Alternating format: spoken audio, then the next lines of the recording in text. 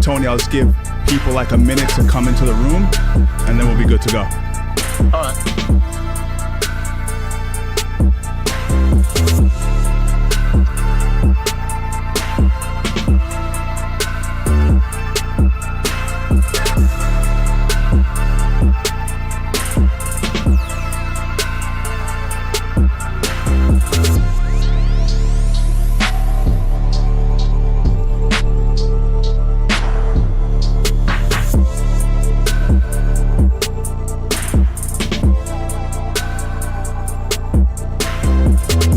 Check, check, check. Let's get an SG in the chat if you guys can hear my audio. Check, check.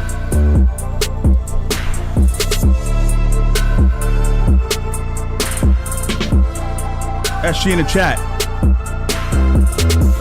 Tony Kryptonite Lopez in the crib right now.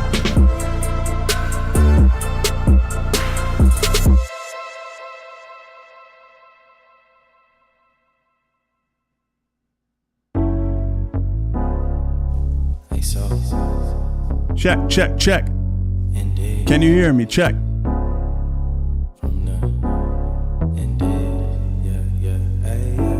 I see you looking like a snack. Let me see some. You are the wifey type. Baby, you could be one. Let me change your life.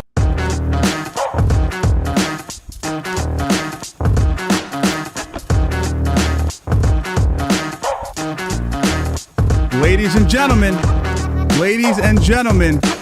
round of applause for my man, Tony Lopez, baby. Let's go, Tony.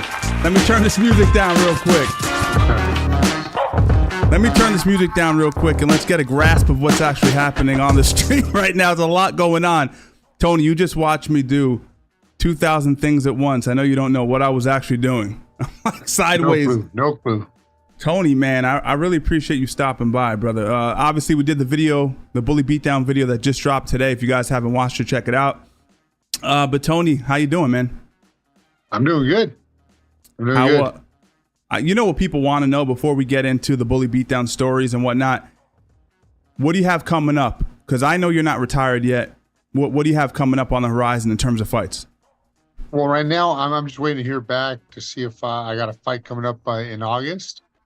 So, keeping the fingers crossed. But, like I said, I just take it day by day. On those fights, they pretty much, they hit me up. I'm not out there saying, oh, hey, I need a fight, looking for a fight. I'm not doing that right now. But when they're there, I'm like, take them. Let's go. Yep. But is it hard to get matchups now, or is it just you're not as interested in fighting to begin with at the moment?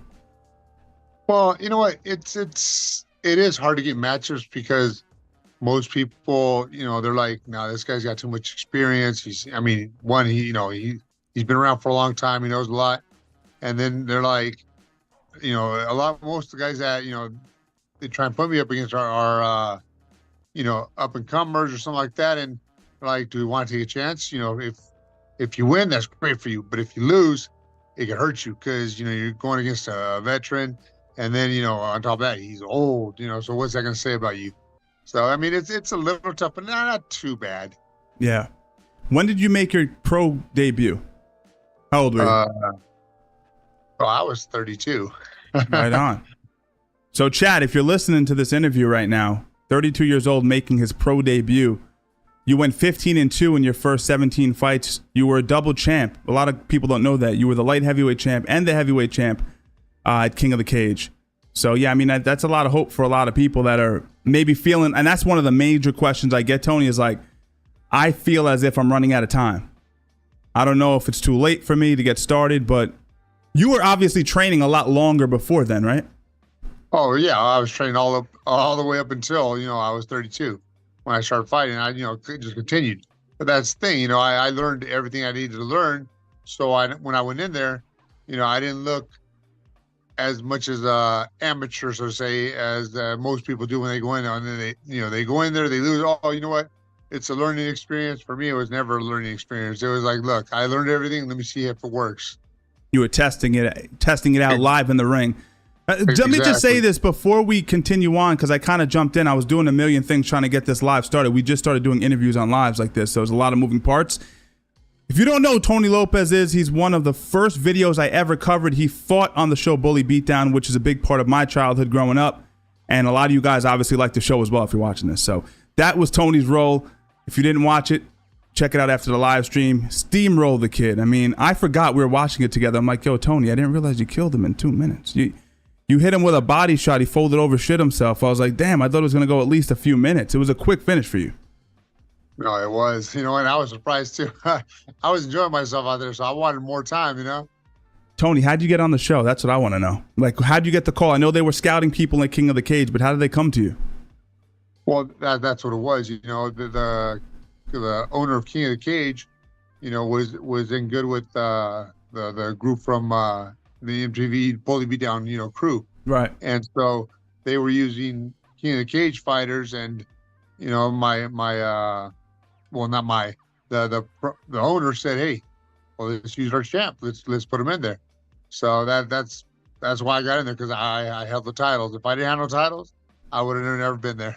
They wouldn't have been looking for you, right? I get it, man. What was your experience like? I know being on a show, being on TV for the first time, that must have been kind of like a little jarring to just all of a sudden you're in front of a crowd of people fighting with cameras in your face. It's going to be on MTV. MTV still had relevance back then too.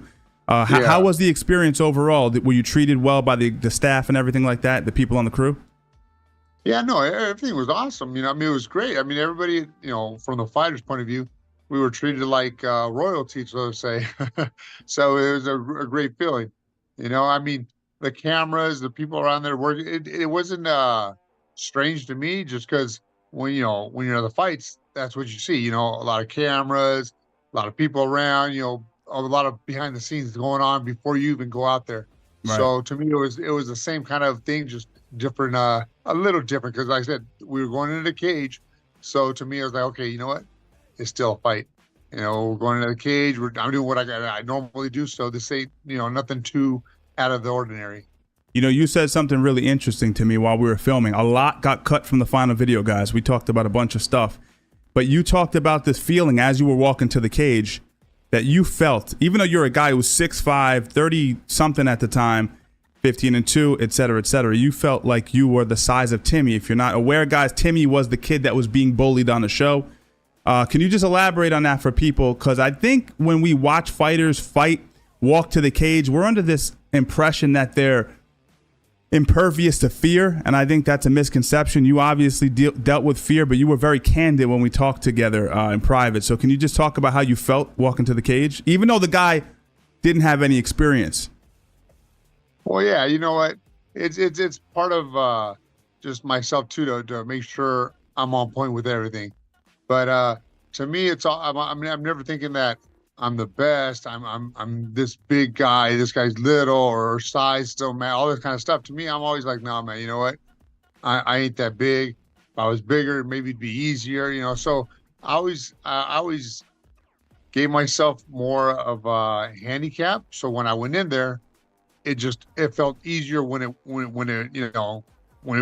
easier. It was like, oh, hey, this ain't that bad. Okay, and then I get more confidence, more comfortable, and just everything flows a lot better when you're having fun.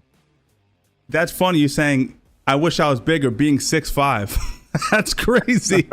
There's a lot of people in the chat right now. First of all, shout out to Brave. I see a few of the members here. Gugu, Christopher, Wu Hong. I see you guys out there. But people, there's a lot of guys who are probably short kings watching this, and you're saying, I wish I was a little bit taller. But it's all perception, right? It's all about how you actually feel about yourself. From what I heard, the pay wasn't great for the show. I had the executive producer on the show a while back, a year ago, sweetheart of a guy, Eric. The pay wasn't good, but do you feel like you actually got any momentum after you appeared on the show? Did you get any more offers to appear on TV, or maybe more fights? Were fights easier to book? What was the benefits of being on the show for you directly? You know what? For me, honestly, the only benefit out of that show was just a little more publicity. Fights were coming just easily because I was on a winning record. I wasn't just fighting with King of the Cage at that time. I was fighting anywhere and everywhere. If someone gave me a call, hey, I'm there. And so that's what was keeping me going. And it added to my, just a bit of my fame, so to say. So when I went somewhere else, they were like, oh, hey, I seen this guy before. He was on Billy Beatdown. You know, I'd hear people whisper that stuff, and I was like, oh, sweet, they saw it. So Yeah. you know, it made me feel good. Do you feel, Tony, like, I know for myself in my 30s, competition changes. What it means to you now changes what it meant maybe when I was in my 20s. But how do you feel now as a man in his 50s or 50 or so? How do you feel? How do you relate to combat now? Do you feel as if that fire has dimmed a little bit? Because again, you just said yourself, you're one of those guys that would show up at any corner of the country and fight their toughest guy, whoever's available in multiple weight classes. But did that change a little bit as you got older is what I'm trying to ask you? Well, before I answer that question, it's not any part of the country, any part of the world. The world, baby. Round of I've been applause. going The around world, baby. That's what I love about this job. It took me all over the world. So, but damn, I already forgot. What would you ask? So, has the definition of fighting, what it means to you, like, has it changed over time? Like the way you felt when you were 32. Yeah. Now, like, You know, you know? It changed a little bit, you know, because my whole thing when I started to fight, it was to test my skills, you know, my martial arts. Hey, was this the right martial art? Did it teach me everything I needed to know to defend myself, protect myself, do what I have to do? And now, you know, well, after so many years of doing it, I've realized that my martial arts is the best. That's it. You trust yourself. That's it. It's the best. And when I like my motivation right now is gone down a lot just because I haven't found that guy that would just destroy me. You know, as any fighter, he wants to be pushed. And, you know, yeah, there's losses on my record, but those losses aren't losses of someone just beating the shit out of me and stuff like that. They're just losses. And that's the thing, you know, I want that fight where, you know, it's a blood fest. We're going at it. It makes me feel like, man, you know what? I'm gonna lose this fight because, you know, he's better than me because, you know, he's just doing this, he's doing that. I haven't found that, you know, because if there was no time limit, those losses wouldn't be losses, you know, Right. because to me, it's like, no, I can keep going. You know, I mean, I can have my eyes swollen shut, you know, my arm broken, my hand, but whatever, you know, but I'll keep going. And that's the thing, you know, I know I can keep going because I have. That's the spirit of a fighter, man. Like, not every fighter is like this, by the way. I've trained with all the top guys in the world. I've been mentored by the top guys in the world. The chat knows I'm not going to start name dropping, but very many of them, and I won't say, don't have that mentality that you just explained. You just said, I want someone to destroy me. I want to be told and shown and proven that I don't have it anymore. And to your point, you're saying you haven't felt that yet. No. And that's the thing too. I'm getting older too. And I'm thinking like, okay, I'm getting older. I should be slower. I should be easier to beat, you know, the gas tank can't be the same, all this stuff. But yeah, it's still out there. And one thing you said, you know, a lot of fighters nowadays, you know, don't say that. Well, that's the thing. See, that's the key word is fighters. There's no They're fighters athletes. left. They're athletes, Exactly, not fighters. Exactly. There's no fighters left. And to me, I'm a fighter first. Well, besides a martial artist. Right. But I'm a fighter, you know? Yeah. I fight. I don't go in there for, oh, it's a sport. It's this. No, it's a fight. Yeah. It's a different fucking mentality. Someone commented in the video I just posted of you that we did, we did recently together. And he goes, oh, I know. I forget the term he used. It's Noreno, something like this, like a term for what you are. I don't know what it meant exactly, but he's saying he's built different. He'll fight at any corner at any time. This was a fan that just said that in passing, so he must know of you or whatever the case may be. Another guy commented. He goes, oh, I know Tony. Tony fought my boy, yada yada. You got to check the comments after we go live.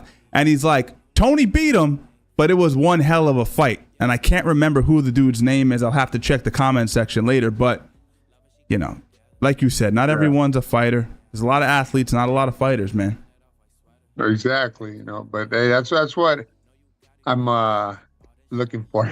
Yeah, man. It's just that fight, that one that I can say, because people ask me, hey, what's like, do you have a favorite fight or, you know, a memory of a fight that was just, you know, can't think of one.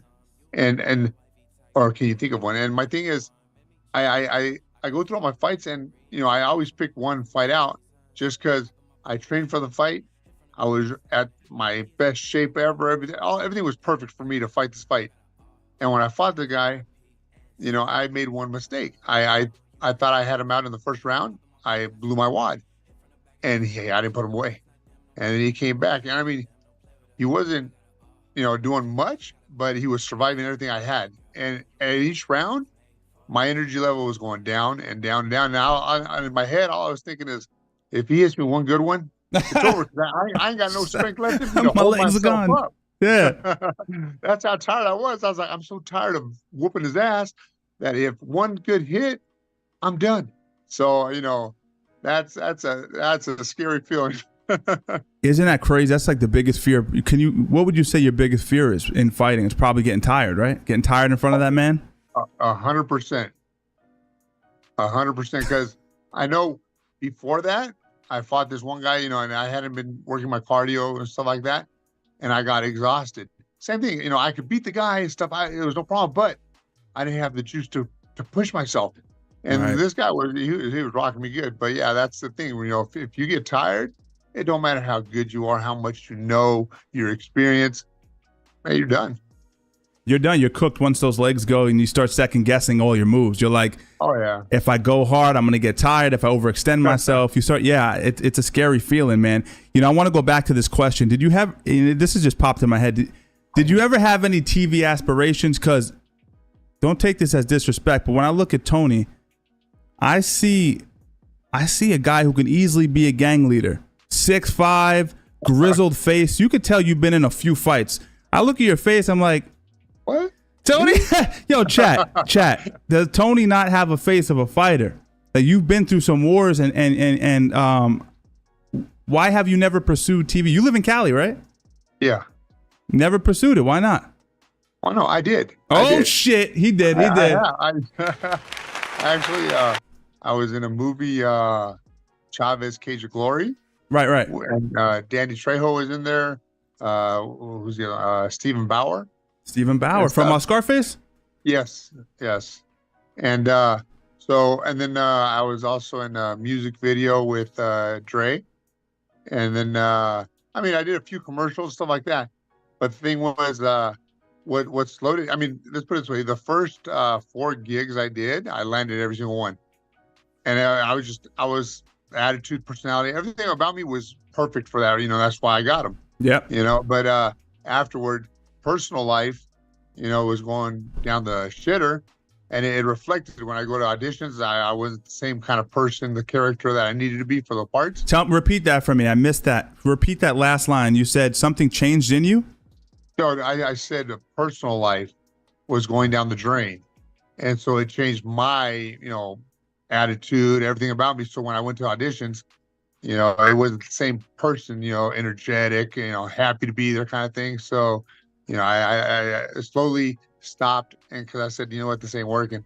I'm not the same guy in that. So yeah, but no, I had a nice little run, and it was fun.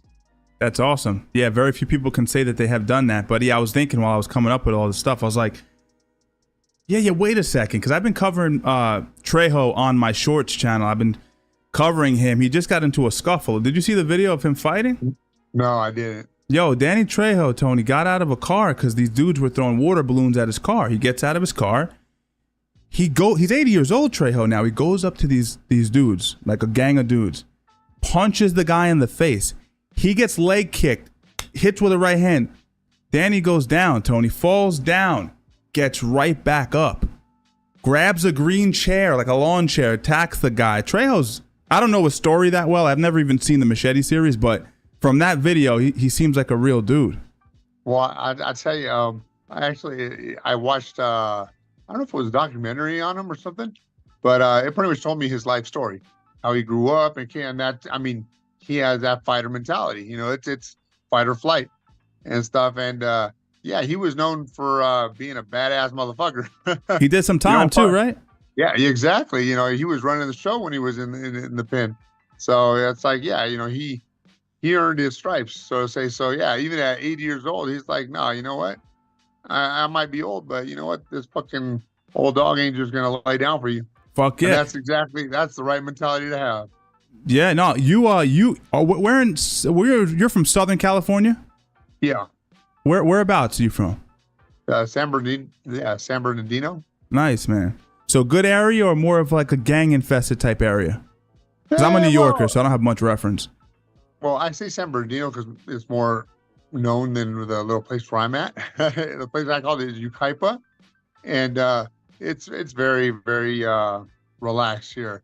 You know, when I was growing up, this is where old people came to retire. Oh, okay. That's not bad. No, but just barely. We'll say 20 years ago, it became a city, and then a lot of new homes being built, all kind of shit. So but yeah, it's still it's out here in the middle of nowhere, so to say. Hey man, a little bit of quiet ain't bad, but I want to ask you. A lot of people want to know this. They want to know, was the bully real? Was the bully real on Bully Beatdown, from your estimation? You know what? I've heard so many things. And I mean, from what I was told in the beginning, when the show first started, the bullies were real. But then after a while, they started pretty much getting fake bullies, or getting just a storyline so that way they could keep the show going. Right. Because that, the same thing when you started getting bullies and they're like, nah, I'm gonna go in and get my ass whooped. Right. Yeah. So you think your guy was real? You know what? I don't know. I heard they told me that it wasn't. You heard it here first. Conspiracy theory. Conspiracy theories with Tony Lopez. What do you think? I was told that they got down there and Timmy had told what the fuck? I can't remember the guy's name. What was his name? We just did it. Colt from Nebraska. Yeah, I told Colt, they split it, 50-50. Once they got paid, whoever got whatever, But I heard too that Timmy said, nope. This is he just kept the money. Yeah. Wow, Timmy pulled the bully move. He said, I'm going to keep all the money. Wow, yeah, because I thought the bully that you fought, Colt, was an actor. Or he came to Cali. He was trying to get roles as an actor or whatnot.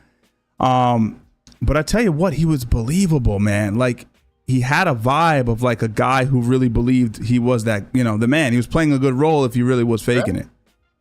Well, I mean, look at the ending of the show. He lived up to it. Right on. Remember that last line, Tony? We laughed our asses off. He blames the bully victim. He's like, become tougher. And if you look at his face, he looks like he really believes it. I'm like, this motherfucker has learned a lesson.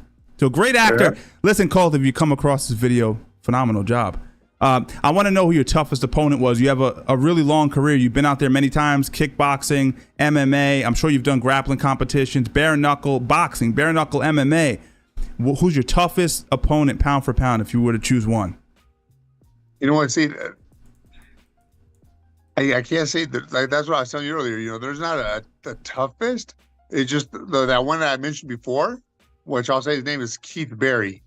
He's the one that just he keeps popping up, this Keith Barry guy. So he's the man, huh? He's a tough guy. Yeah. No, I mean, he like I said, he could take a hit. He could take a hit and just keep trying to come back and deliver shots too. It wasn't just a one-way street with him. So when did you fight him? What was the style? Was it MMA? It was MMA. Okay, and it was what? Yeah. What was a few years back? Oh, this is about a decade and a half back.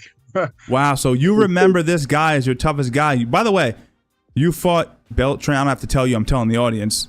Tony has fought I was just watching a bare knuckle fight with who? Who's the dude? I just said his name. Not Beltran. What the fuck am I talking about, Tony? Bare knuckle fight with he just fought Roy Nelson. Oh, my mind's going blank. Motherfucker, man. He fought middleweight in the UFC. He fights heavyweight now. I know who you're talking about. I see his face, but I can't. Chat, you got to drop something in there. Yeah, but you fought bald, who? Huh? Bald. He's bald. He's bald now. He's bald now. Yeah. But jacked now, jacked. Yeah, I know exactly who you're talking about. Yeah, so but that's crazy. So you fought a lot of like really tough guys who are known, and you're saying this guy that I haven't heard of, Beltran. What's the guy's name? Barry. Keith Damn. Barry. Keith Barry. Respect to Keith Barry, man. That's no joke. Come on, That's dude, a tough. I mean, he's not fighting no more. I mean, let's put it this way. I think he's, I laugh because he was 15 years younger than me. So, but, I think he just fought up until his 30s, and then that was it for him. So he started young. Because when I fought him, he was 20. He just turned 21. Oh my God, he could barely drink, and you were fighting this kid, and you were probably close to late 30s, probably at the time. Yeah, somewhere around there. Holy moly, man! What motivates you to fight at this age? What's the thing that keeps you going? If I'm getting close to 50, I'm starting to look for the exit signs, but there's still something. I know what it is partially because we talked about it, but I want the audience to know what's the thing that motivates you. Well, you know what? My kids. I had told, well, not had told, but all my kids, they've all cornered me, my older ones. So I got 2 left. One's 15, one's 8. And until they're able to sit in that corner and watch me fight and come in the ring in between rounds, stuff like that, then I'll be like, okay, I'm done. So that's my motivation right there.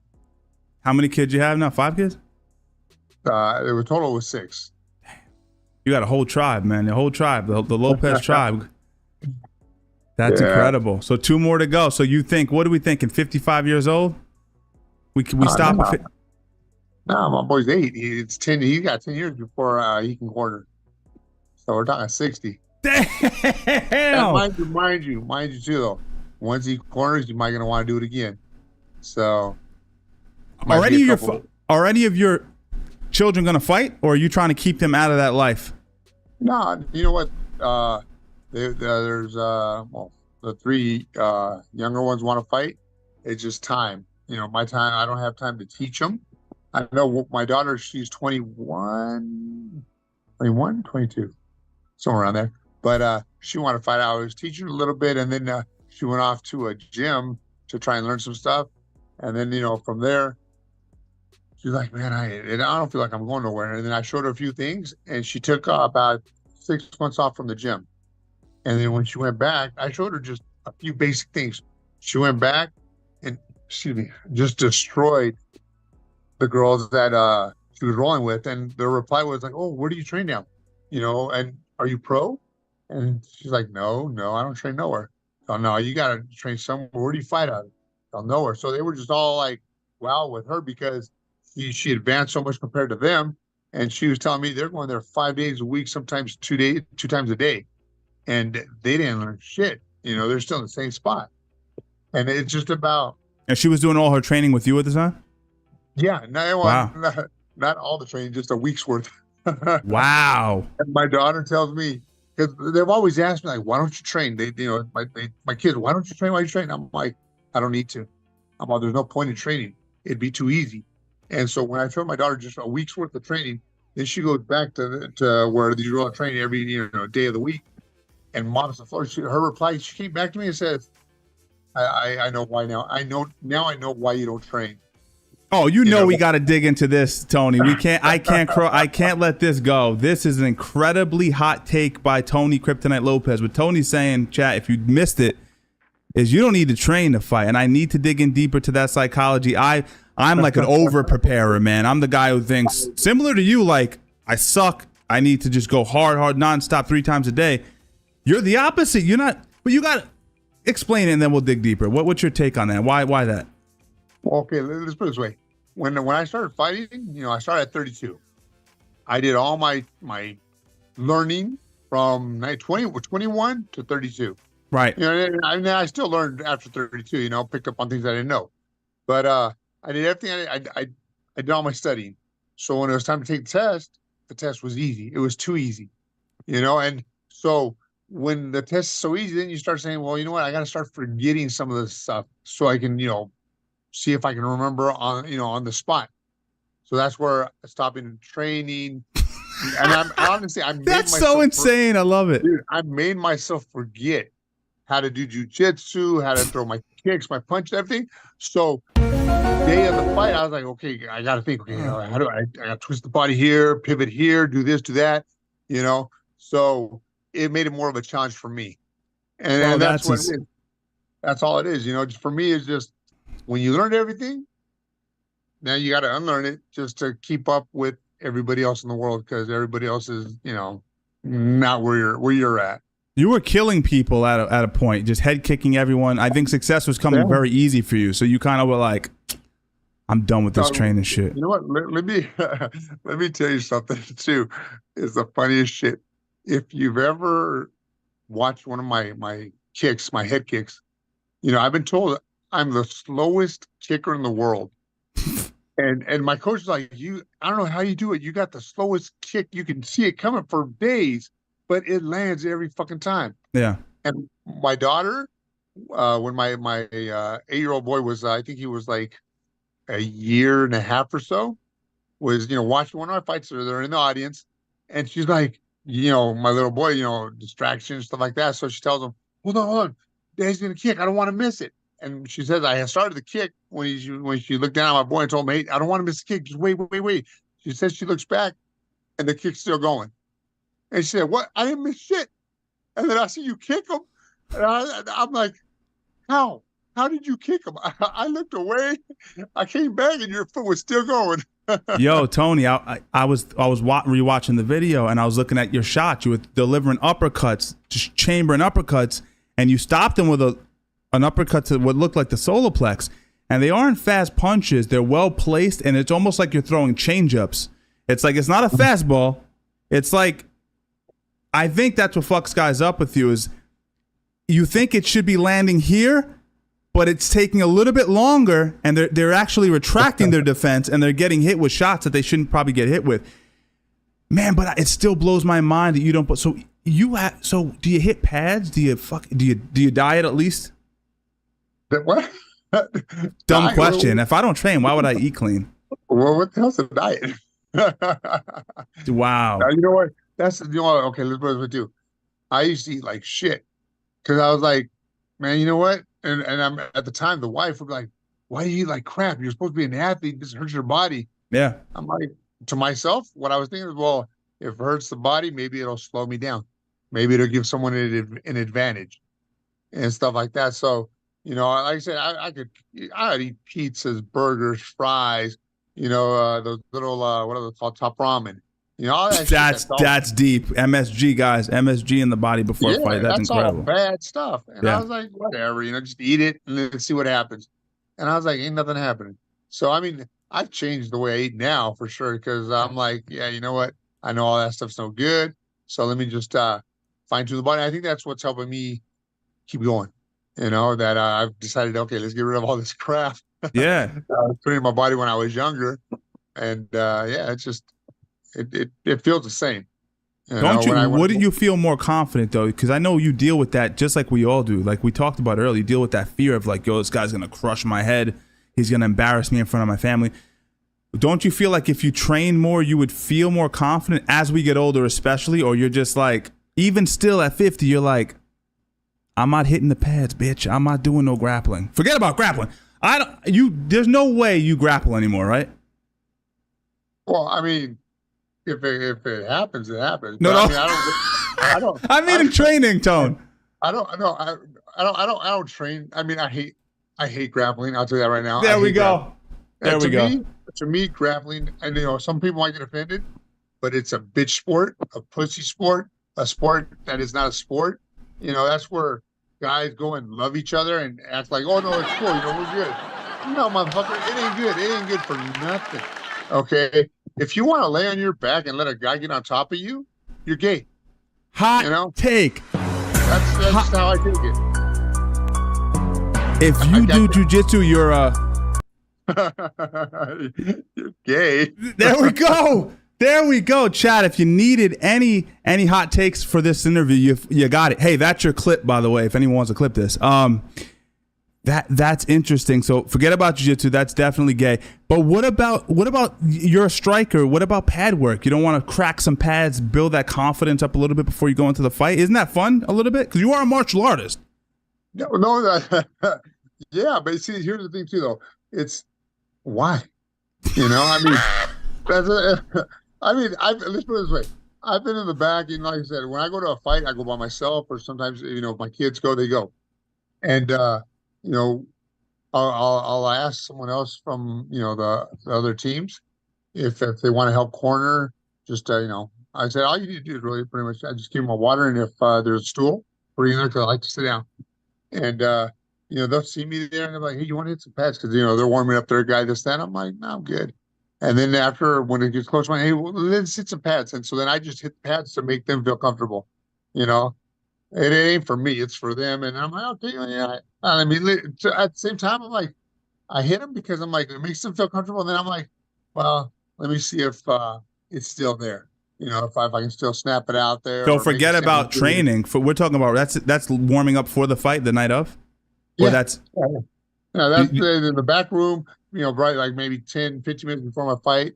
It's like, hey, hit these pads really quick. All right. So it ain't Let me there ain't nothing clarify else. one more time before we move on, because that's so incredible to me. I can't rationalize it in my brain. Zero training, not gonna do it. You're just gonna show up to the next fight and that's it. Well, wait. Let's rewind. Okay, there is training. Okay, but it's not what you consider training. To me, it's mental training. Yeah, I'll sit there and I'll put on some fight videos, and not fight videos, but like shows. A lot of anime stuff because they do a lot of martial arts and stuff like that. I'm like, ooh, and that's why I look at some of my stuff. I'm like, hey, I could try that. Maybe I could use that. That's a good move. I'm on. Let me see if I could do that and stuff like that. So I mentally prepare myself. I know. Let's put it this way: when I got the belt for BYB, for bare knuckle boxing, I said to myself, I ain't trained for shit, but I'm going to get that belt. And, they called me up last minute to fight the number one ranked bare knuckle boxing in BYB. And I said, okay, let's do it. And I went in there. I kicked his ass. I came out looking like I do right now. And he came out looking like shit. So I felt great. And then I said, fuck, well, I didn't train one day. They called me. I was sitting on the couch eating some pizza. And I was like, fuck, I did that on one day, our 1 week notice, whatever, just went out there and whooped his ass. I'm like, and let's put it this way too. The commentators were like, holy shit, I didn't know Tony had these skills. He looks like a boxer. I could hear them talking about me saying, I look like I know what I'm doing. And that's the thing. I know how to do everything. It's just whether I decide to show it, you know? So. But you rather not that. grapple because of the homosexual component to it a little bit. Well, yeah. I don't want no fucking guy's nuts by my face or mine by his or, his ass next to my penis by your face and shit. Yeah. I mean, I'm a black belt in jiu-jitsu, but I can concur. I mean, no, it's good. It's good. It's a gay sport, but it's good. Let me just say one thing, though. Okay. It's good to know because a lot of guys know it. And there's a lot of guys that might try to, if you're at a certain kind of club, at a certain know how to defend, regardless. Kind of gay bar. So, that's why I learned it because since everybody knows it, well, if you don't know some of it, you don't learn some of it, you're gonna get fucked up, strangled out. Yeah. So I've learned a little bit of every martial art that it's out there, or I've tried to just better myself, and I mean, yeah, I've done some grappling, but it's not like. It's not one of my proudest moments. I get it, man. You just blew my mind, Tony. I had no idea your take on training was so just unfathomable to me. That's not even the word. I just blew out the word. It's unfathomable that you would take this approach and have any success, and that's the thing. It's like you don't train and you get good results, and then that just cements it in your mind that if I knocked the dude out and I won a title and I didn't train for it, why the hell would I bother training for it? Yeah, I don't know if you know this coach. His name's Colin Oyama. Yeah, Colin used to train Tito and whatnot. Oh, exactly. Well, he was my coach when I started out, and all he would ever say to me is, "You know what? I would love to have you for one full training camp, 3 months. That's it. Just to see what you can do." Because when I trained there, it was pretty much. I want to say 2 weeks before my fight, I'd go there 2 days, and then each week, just to see, test myself. Okay, am I good? Am my cardio's good? Everything's good? And he'd see that. And other people in the gym would be like, hey, you got a fight coming up? I'm like, how'd you know? He's like, you only show up when you got a fight coming up. Wow. So, yeah, that's from my coach saying, man, if I had you a full training camp, I'd love to see what you could do. So, but, And that's probably why you're able to fight into a later age, because you don't have the same wear and tear. Because I'm like, this guy has 1,000,002 fights. How is he able to physically continue doing it? It's because you don't constantly grind, especially with grappling. Man, ACLs are torn, nerve damage here and there. I'm sure you have a ton of injuries, but maybe not to the same level if you were training all day, every day. Oh yeah, you know what? And that is true. What you said right there. When guys are training, they're training a little too excessively in the sense of going against their I would say partner, but I mean their teammate. Whether it's grappling or sparring, stand up, they're hitting each other too hard. They're going too hard on submissions, everything. Where I'm like, I know I used to, when I used to spar, one guy's like, hey, is there a reason? Well, here, let me throw another name, Josh Barnett. Wow. Yeah. Babyface assassin. I used to spar with, train with him. And he says, is there a reason why you're not hitting me? You pull your punches like just right before you make contact. And I'm like, well, I don't want to hit you. People say I hit too hard. They bitch, they complain. So I just want to, just have some fun out here. And he's like, no, hit me, because he had a fight coming up too. He's all, just hit me because, I want to feel it, blah, blah, blah. So I said, you sure? He's like, yeah. Well, the very next round we go out, I throw one punch. I hit him, split him between the eyes, and I split him open. Wow. You split Josh open. Yeah, and that was like a week before his fight. And I hit him, and he's like, fuck. I look at him, and I see the blood start coming out a little bit, and I was like, fuck, I got mad at myself too, because I got mad at him, I got mad at me, because I told you I didn't want to hit you for that same reason. And here you go, you're hit me. And my thing is, no, you don't need to hit somebody hard in sparring because you don't learn. I agree with that. Damage. So, but and the brain damage. You take a lot of punches. By the time you're 50 and you're fighting, like, you're taking enough punches in the fight. They say that a lot of the CTE that you develop over time is actually from the training and not as much from the fights. That's crazy. No, and I believe it. Man, Tone, you're a fucking savage, number one. And I see people in the chat. People are laughing, man. They're laughing at your takes on everything. I had no idea. Listen, man, I want to get, first of all, too, there's a fight that you had. You stopped the guy with a leg kick. That stood out to me, too. Do you remember who that was? It was a kickboxing match. Oh, yeah, I do. I can see it. Oh, God, what is his name? It starts with an M. Let me see if I have it here. Give me 1 second. I have it right here. Marcus Molden. Oh, there you go. Now give me 1 second. I'm gonna try to do something creative, and I probably, let me see if I can actually do this. Give me 1 second. So I'm gonna try to do a screen share. I'm getting a little ambitious here. So optimize for video clip. All right, I'm gonna share with you right now. All right, so you can see my screen here. Everything good? Yeah. Oh, I don't know how this looks for you guys. Chat. I don't know how this looks for you guys. Let me make our heads a little bit bigger. Hopefully that looks a little better for everybody. You guys good in the chat over there? Let me know. Hopefully this looks decent. I wasn't sure if I was going to do this or not, but I figured let me give it a try. So you can see this and everything? Yeah. All right, cool. Chat, I can't see what you guys are saying to us at the moment. I'm going to open up the my live now because I just want to watch this and I want to tell you why this is so cool to me. Maybe this is a little geeky for a second because I really appreciate anyone who could fucking stop a guy with leg kicks. Because I tell you what, it's very hard to do, and one of the only people I've ever seen actually do it was Marco Huas. I don't know if you guys remember Marco Huas back in the day, but he stopped. God bless the dead. Paul Varlins with leg kicks. It's one of the only times I've ever seen that. Marcus doing his Take a look at this. Marcus got to get back in the balls with his feet. Take a look at this. And by the way, now that we know what we know about you, Tony. You didn't train for this fight. We can assume that? 100%. He didn't train, chat. Didn't train a leg kick. Wasn't cracking pads for confidence. Walked in and went to work. Big leg kick from Tony Lopez that caught Marcus. Look at this. Watch this. So those kicks probably don't feel very good. Look at that. Another one. Oh my. Oh my. Now, how old were you here, Tony? Do you know off the top of your head?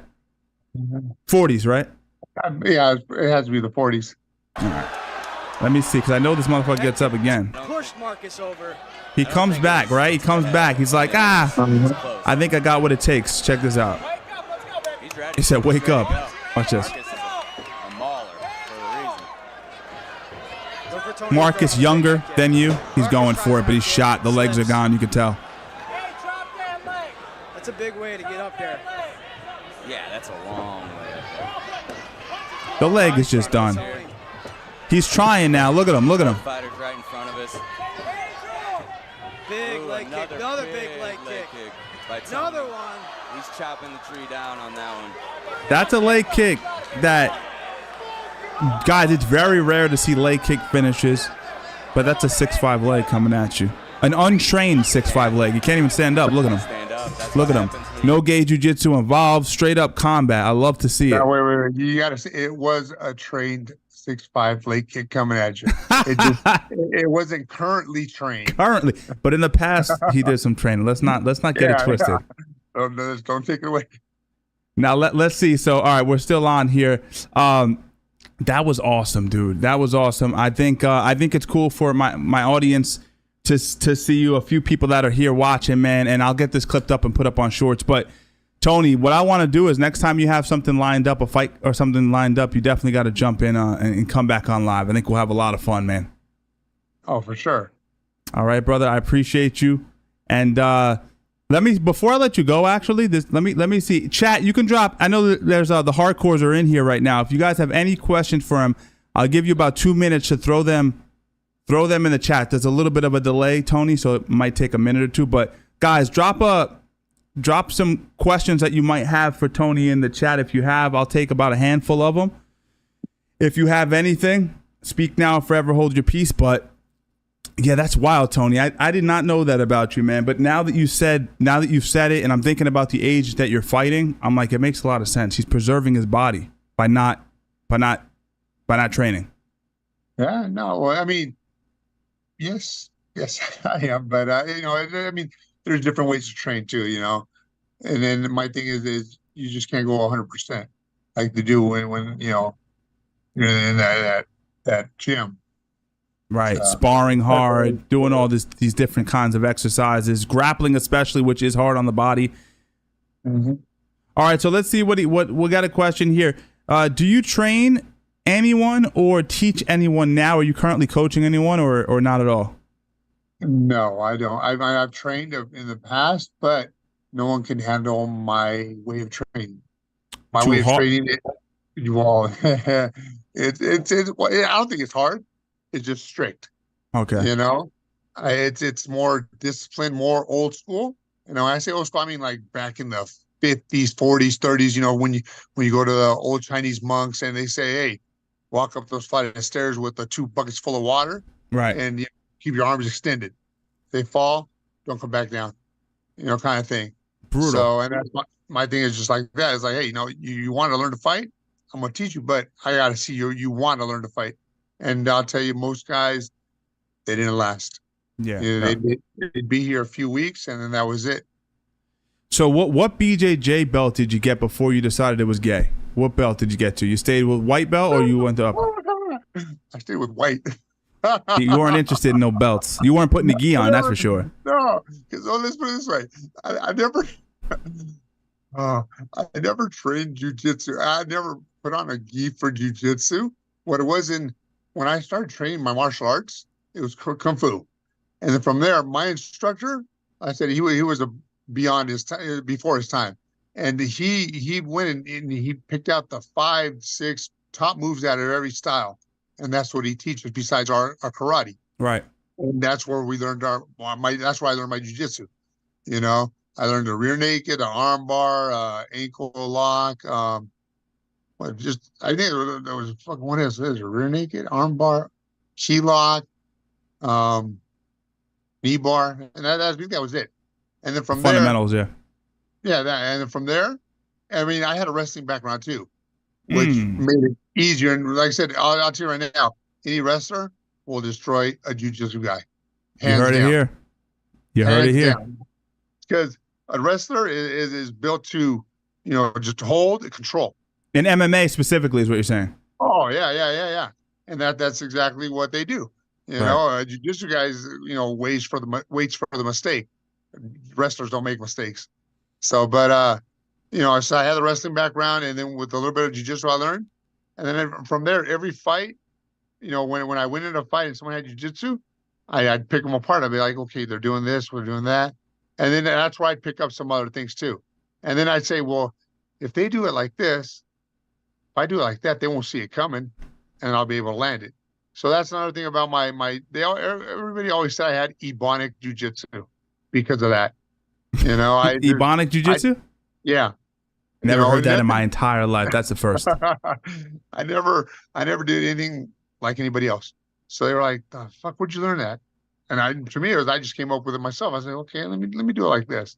And then the stuff I do is just, they don't see it coming because no one trains. It's the same thing for everything. Like you said, my punches, my kicks, everything I do is different at a different angle.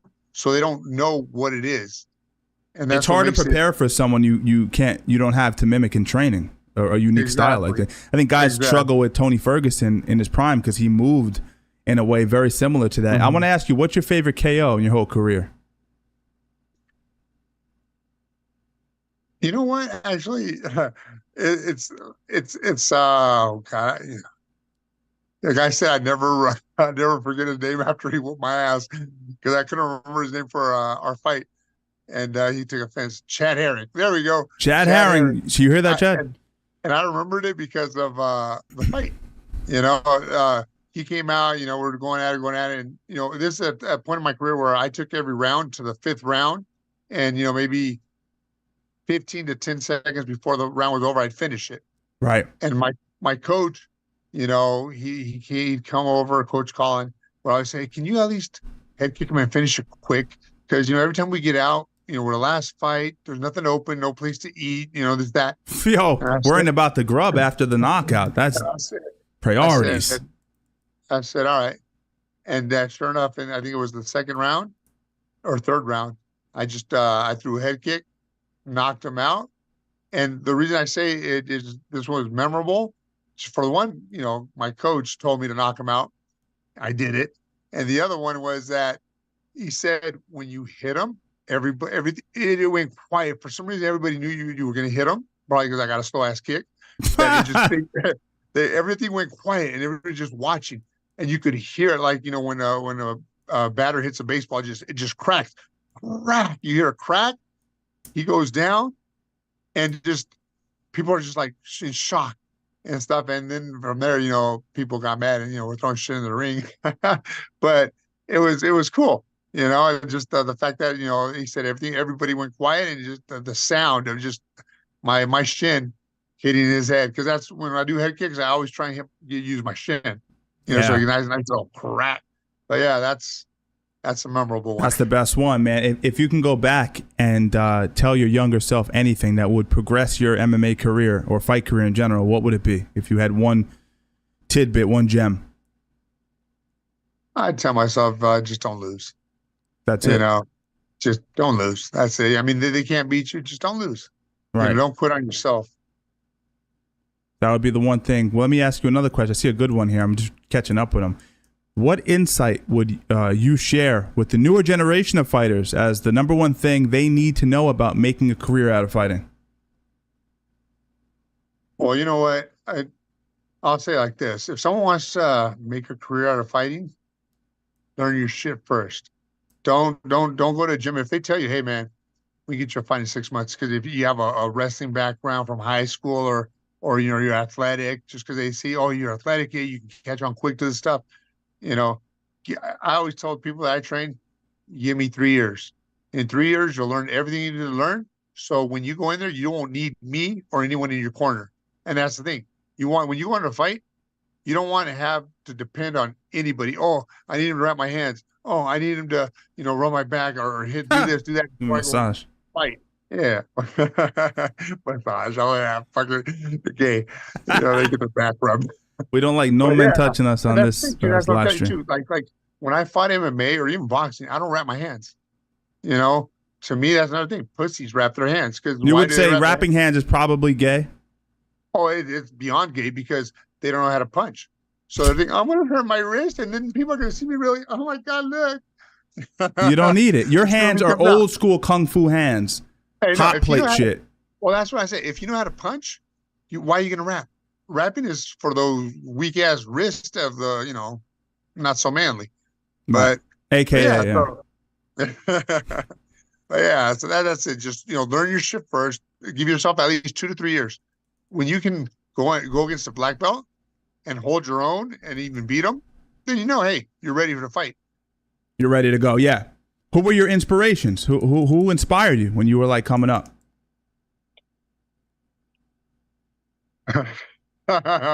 Bruce Lee?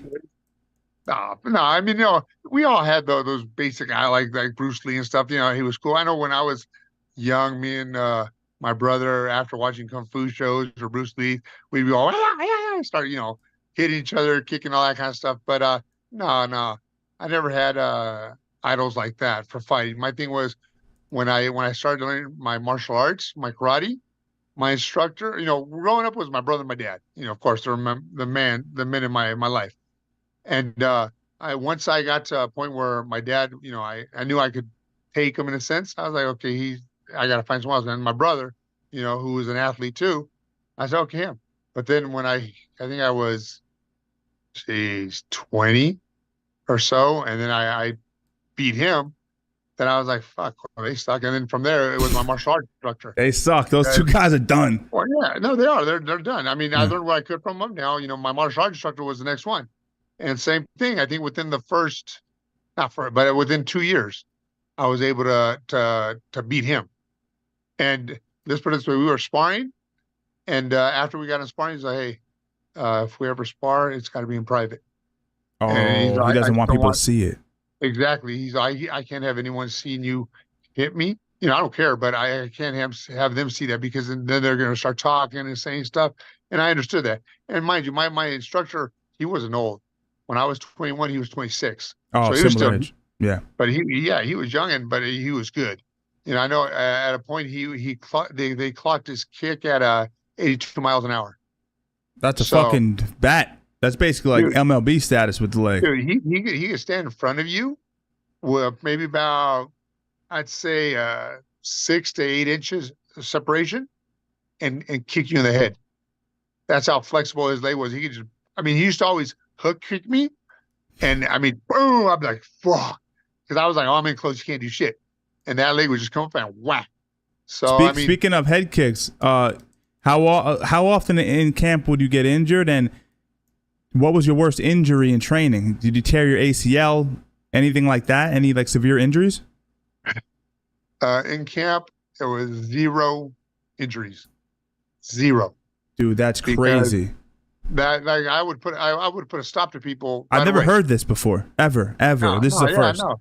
That's why that's the same thing of my longevity is that whenever I was training, hey, if I'm sparring or grappling with somebody, I'd be like, hey, don't go so hard. And they're what? And the sparring, a lot of times too, is if they'd go hard, I'd pick it up. And then they start bitching, why are you hitting me so hard? I'm just returning what you're giving. You're matching them. And they didn't realize that, oh, hey, I'm doing that. And I'm on whatever you give, I'll give it back. So, I don't like sparring like that. I don't like grappling like that because that just ain't me. I know a lot of times too, when I'd grapple, I'd tap and be like, I didn't do anything. I'm like, you were about to. Yeah, but I didn't even, I wasn't even close to it. It's okay, you had it. I knew where you're going. So no, well, I'm not going to wait for him to get it. And like you said, that's where the injuries happen. The person waits, he ain't got it yet. Well, no, when he gets it, that's too late. So I think you're onto something. You just recognize, hey, you know what? He's got me. Boom, tap. It's over. In fights, you've ever had bad injuries in fights or anything like that? Oh yeah, that like I said, that's where I. There we go. I learned everything.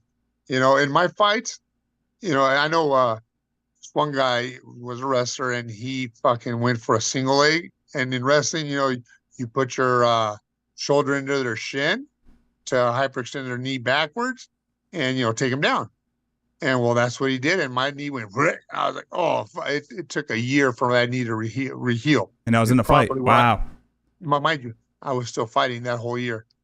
You know, I mean, it's going to recover, but since I wasn't training like everybody else doing that, you know, it healed as quickly as it could while I was still fighting. You know, there was other times where I broke my hand in a fight. Following week, I went and fought with a broken hand. There's Feel times different. where I had a 103 fever. I fought, and in the back, the commissioner's like, "Hey, what's wrong with you?" I'm sick. She's like, "What?" Straight up, told him. And the wife at the time's like, "He's got 103 fever." He's like, "Well, why don't you just call the fight off?" And I said, "If I don't fight, I don't get paid. So I'm not going to throw away money just to go because I'm sick." Yeah. So and that's the fights where I say, like, those kind of situations, I know myself, you know, I only got so much time to, you know, finish the fight, or else it ain't going to be good. And most times I was able to finish it off. And well, every time I was hurt, I was able to finish the fight and win. So Yeah. I was fortunate with that. But yeah, you know, there's a lot of things like that in my career. You say you broken your hand. A few people want to see those mittens there, Tone. Let's see your mittens. Let's show them the fucking hands, Tone, because those hands have graced a lot of faces. That one, and like that knuckle is a beautiful knuckle. Look at that. And then this one, you know, it's the same. You know, I'm trying to get this knuckle as big as the other one, and that just came from you know, hitting certain things to, you know, build calluses on them and just get them bigger and bigger. That's insane. Tell him, man, I won't hold you any longer, but I won't. Yeah, tell me. Wait, one last thing I want to say. Yeah. One thing I did too, like, you know, we're talking about preparation before fights. My shins are like iron. You know, we'll even go as far as say titanium, because Aluminium where I kick them and an antium. Yeah, you would. Yeah. What would you do? I'm sorry. I'd kick them, right, and you know, you always, you know, chin check. And it hurts the person kicking because, oh yeah, I just kicked him in the shin, the harder part. Well, I'd kick, and if the person chin checked me, I'm like, okay, let's do it again. I'd kick again that quickly, and they put their shin up again, and I keep kicking until they stop blocking. That's how much harder my shins were compared to theirs, that it would hurt them. And there was, what's that? I was just watching you fight. I was watching one of your older fights, and you guys smashed shins, and I winced a little. I said, oh, that would have hurt. Been there, and I could tell it didn't affect you. So yeah, what were you doing to condition your shins at the time? You just kicking poles and shit? Well, actually, it was just you know, those bamboo staffs. Right. Yep. Just hitting them with that over and over. Just whacking them, and I mean every day, you know, just hit them. I see something. I thought I saw a question over here. I don't know. I can't see clearly, but. That's pretty insane. Yo, you just took me for a ride, man. People people need to hear this. I don't know how I'm going to package this for clips and for shorts, because there's so many moments that to me were just absolutely hilarious. But, yo, Tony, when you have something lined up, you have to come out. You have to get back on live and come see us, man. All right, will do. All right, brother? Oh, man. Take care, my man. Be well. Later, you too. Later, man.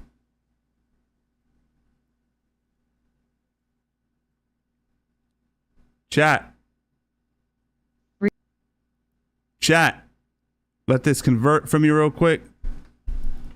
How much better is the quality of this camera, by the way? I'm sorry about the quality of that. There's nothing I can do. There's two different cameras. Bro. Chat. What? What just happened? That's crazy to me. I wish more people watch these lives, man, because to me, that shit was fucking crazy. We love you, Tony. Motherfucker doesn't train. He said, I don't train. Hey, a little bit? No. You do jiu-jitsu? Gay. Gay. Hey, listen, if you do any form of God work, that means you like having sex with men. Wow. Took a motherfucker for a ride. Took old Steve for a ride there. I hope you guys enjoyed it. That's a little bit left of the dial. That's for the hardcores. That's like, I call these live streams deep cuts. It's for the people that really dig them. But I had a blast, man. I saw a lot of you guys in the chat. Obviously, Francis. I saw Energetic. I saw all you guys. Jim, Brave.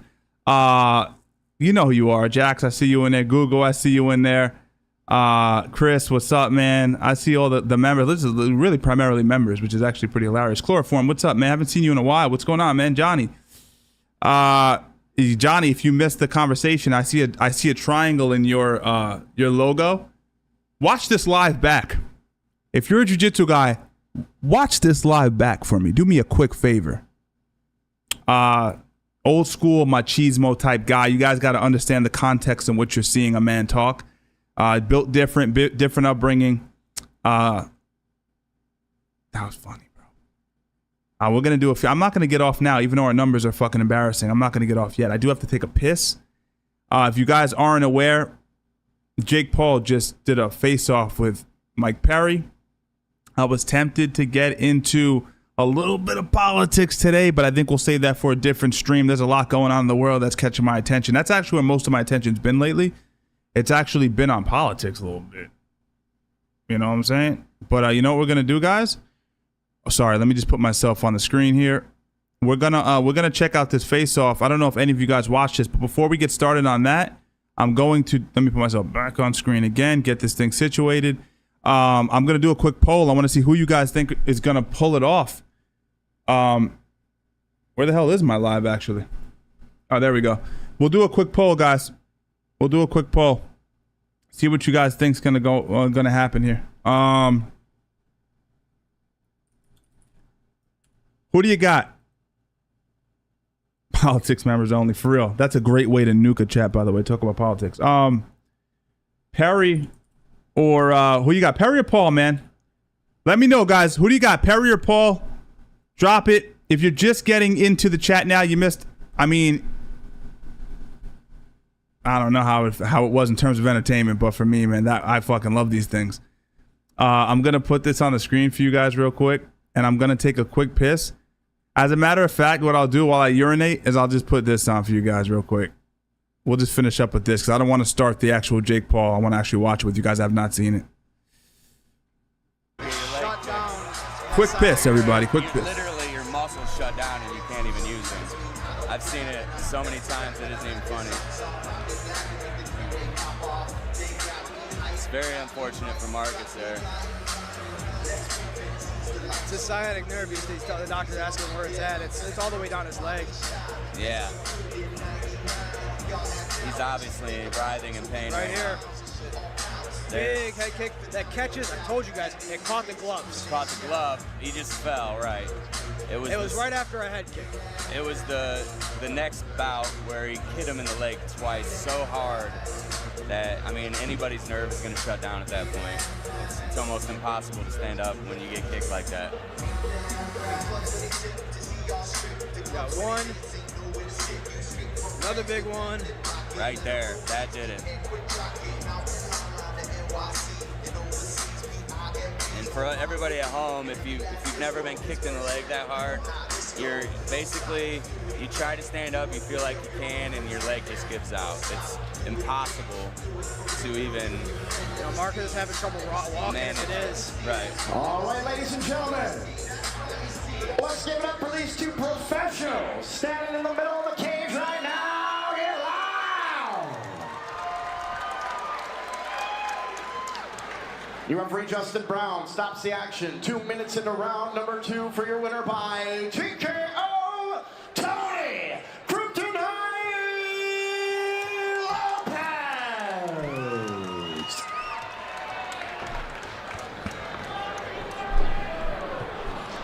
If you're wondering, man, that guy that you see on your screen right there, he's a gentleman, but he doesn't do no grappling, bro. He ain't about that life. From the Missinaibi Cree First Nation. Yo, man, real dude, bro.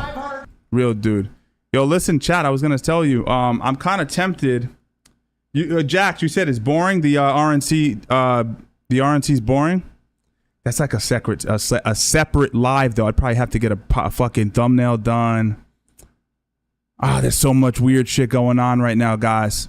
So much weird shit, but we'll keep it fucking fight related for now. All right, we'll keep it fight related. The world is changing at a rapid pace. The world is exploding in front of us. They're telling us that it's Iran that set up the shot on Trump. They're telling us these things that are insane. The vice president was a former no Trumper. There's so much weirdness going on, but we'll pay attention to Mike Perry and Jake Paul for now. He takes on one of, if not all, and this problem child. What's up? I'll skim through this, guys, too. We'll bullshit. I'm watching the chat now. You guys don't want to talk some shit, I'll pause it. We'll talk. We're just hanging out now. Mike Perry. If you guys want to play UFC 5, let me know in the chat. I'll smack you all around the place. I'm just kidding. And don't forget, but I will. BBL Hatchback Wade. BBL Wade. The man, the myth, the legend. It's the name I'm going by now. We are in Dave & Buster's. And Hey, I understand Dave & Buster's. We're trying to do a promotion for them. That's fine. This is how business is done. I love the Celsius plug, his brand's being plugged, etc. You know what I don't like? That the audio is terrible and you guys have millions and millions of dollars. My audio is better. You know what you do? And by the way, I have a fucking AC pumping right here. What you do is you do DMB, you still plug them, everything like that, but you just make sure that there's not people in the background. I kind of already start to sense a little bit of mind games here between the two of you. Is this the first time you've seen each other this fight week? Yes. Yeah, first time we've seen each other in a while. You're looking pretty good. Thanks, bro. Google, I think so, yeah. Dave, Gaston, I couldn't find him. Nick Gaston, I couldn't find him. I was looking for him. I actually want to get a few bullies on. I think that'll actually probably be more interesting. Because where are they now, right? Fighters are fighters, but the bullies, we want to know the details behind it. They only made 2 pairs. They say they're $500K. I don't know. What else are you lying about? That's fine, bro. I'm from the hood, bro. At least these bitches look You're from good. private They match my fit. You went to private school. Mike, you've been... I'm taking you to school, Jake.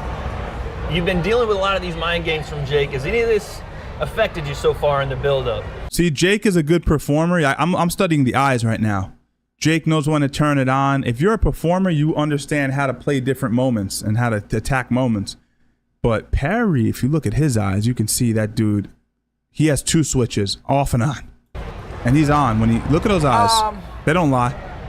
Sure, man, it's a roller coaster. Life is a ride. Energetic. Man. I'm willing to bet that he would say they are. Anything that's a little too close for comfort. Nobody messes with me. So too close? It's fun to have somebody that handshakes, is pushing and promoting and you know, doing the things that I usually try to do, and he's doing it at a high level, and I can't wait to showcase my abilities against a tough guy like this. You're looking at him dead in those eyes. You haven't really, other than looking at me, you haven't really locked that gaze. What do you see when he's sitting there? I see a fun fight, man. It's gonna be a good time. It's gonna be great. I like punching. Gotta freshen up. You give me some of that? You get some W in there. Appreciate that. You want? Soulless plug. You don't want the mediator. I know the guy. I've seen him on YouTube and stuff, but you don't want the mediator playing close with one of the guys. You know what I mean? You want it to be equidistant. You want to have some form of like neutrality. That was a little weird to me. You want some W? There it is. You're smelling good. You're gonna smell good when you get knocked the out. You ain't knocking nothing out, bro. Not me. 2 rounds. I'm gonna hurt you, bro. I mean, 2 rounds, max. I'm gonna hurt you. Let's be honest. Y'all brother. pray for him, man. 2 y'all rounds, say max. some prayer. Honestly, if this was bare knuckle, he would absolutely demoralize Jake. Bare knuckle is a different sport, guys. You guys know this. It's not the same thing, man. When a fresh knuckle pierces your eyebrow and blood starts squirting out from different directions, you find out real quick what's up. Boxing is completely different. He's smart, though. He's not going to go bare knuckle. You're saying 2 rounds max, Jake. Where does that come from? Is that the spar? I love how the chat just degraded into homophobia. Fucking terrible. Tony came in here and just changed everything. A little bit. Is that just watching Mike fight in bare knuckle? Where's that confidence coming from? Yeah, man, like, he just is not a boxer. I've elevated to such a high level. People haven't even seen my ability over the past year because I've gotten first-round knockouts. There's no film. There's nothing people can study out there for him to prepare for what I'm going to bring to the table, and I'm just too sharp, too clean, punch way too hard, power in both hands, and he makes a lot of mistakes. Even on his mitt work video that he posted today, you know, he's chin up in the air like this, short punches, like my head is not going to be here, and his coach is teaching him to punch right there. So it's like there's nothing he can do, and I respect him. He's very violent. It's not taken away from Mike Perry. He could beat a lot of people, but he can't beat me. I'm gonna. I'm gonna beat you. This is a chance for me. That's what every MMA fighter this has is said. what they sell. Every MMA fighter has said This is what that, they said. But these MMA fighters ain't been doing what I've been doing. Anderson Silva, Tyron Woodley was an actual champion. You were not an actual champion. Prime. Silly comparison. There's guys that, first of all, it's a different sport. You aren't a backgammon expert. We're playing chess, bitch. It's a different sport. I was rocking with Jake for a second because I do agree that he's a far better technician and likely to win this fight. But now he's starting to draw awkward connections that just don't, he's doing MMA/boxing math, which is worse than MMA math on its own. Listen, man, Mike is different with those hands. I do worry when you put mittens on the motherfucker that it's going to change the reality. He's effective not just because he hits hard, but that he punches inside of punches when the risk is very high, meaning you're going to get hit with a bare fist.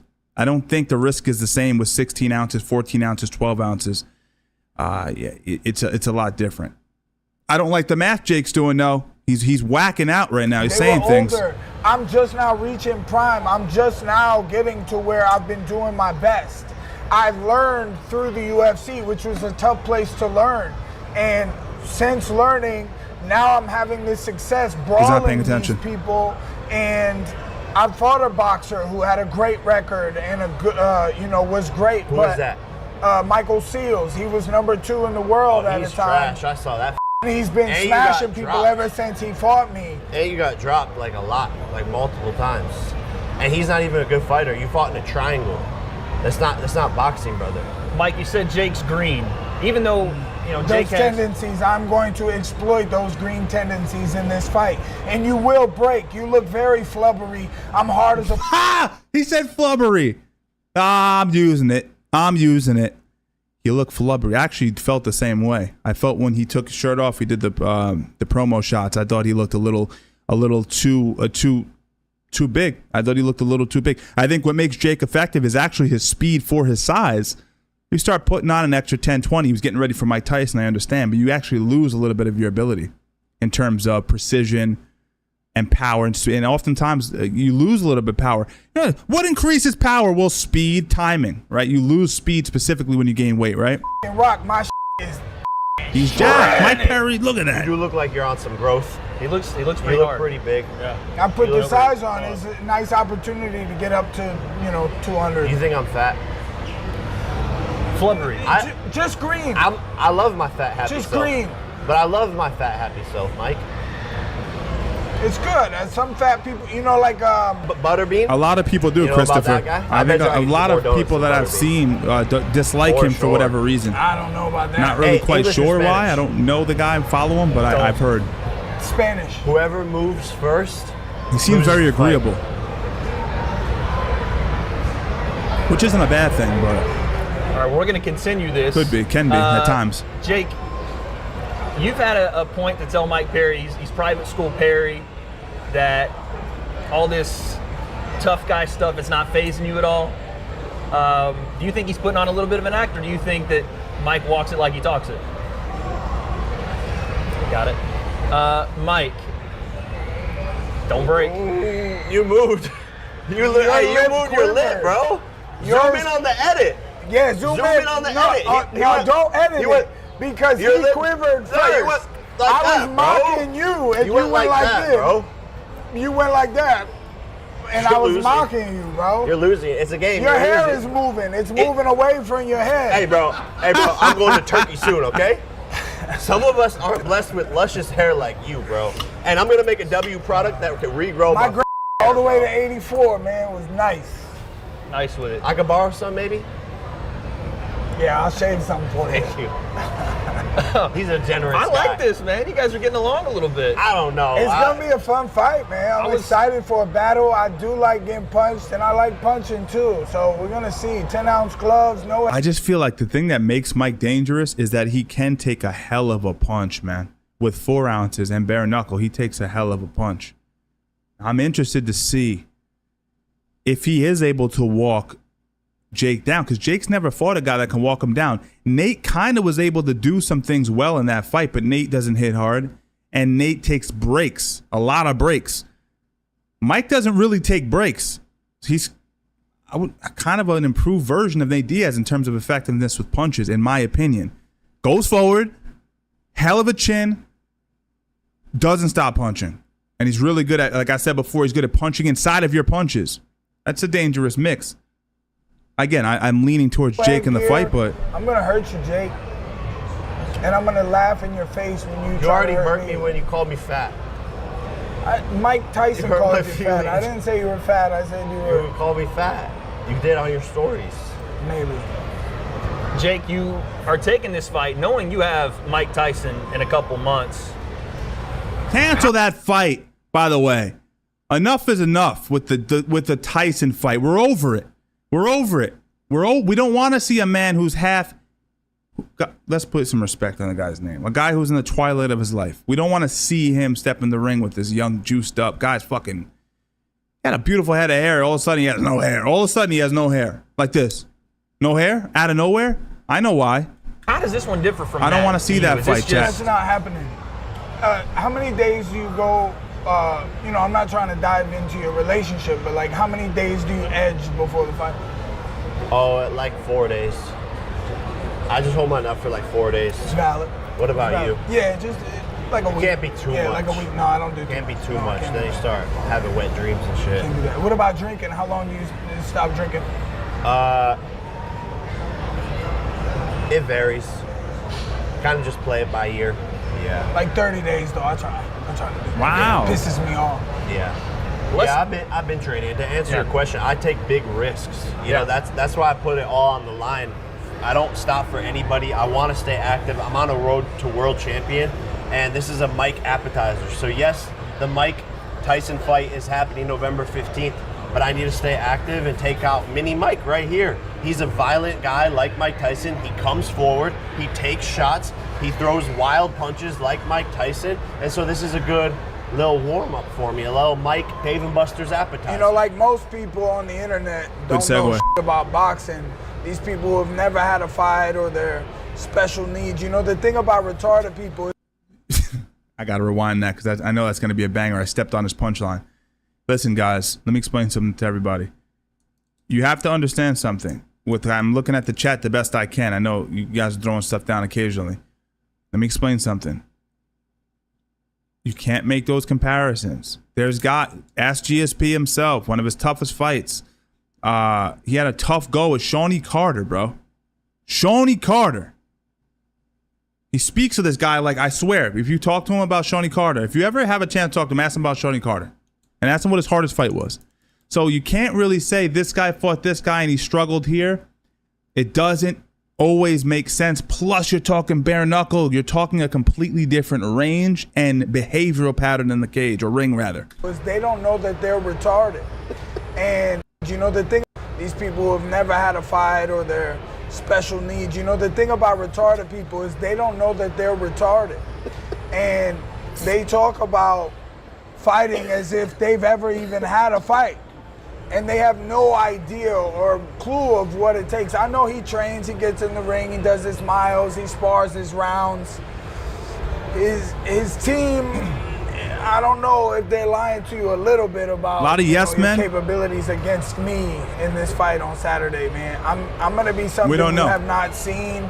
I know we sparred a few years ago, but I was a week out from an MMA fight that I grappling that morning before I came and sparred you, and all I've been doing since is boxing and winning. Wait a second, that's a big detail. I had Jesse on Fire jump in stream, and he I don't know if you guys were here, but he mentioned that. He said, well, I've seen the tape and it didn't look good for Perry, etc.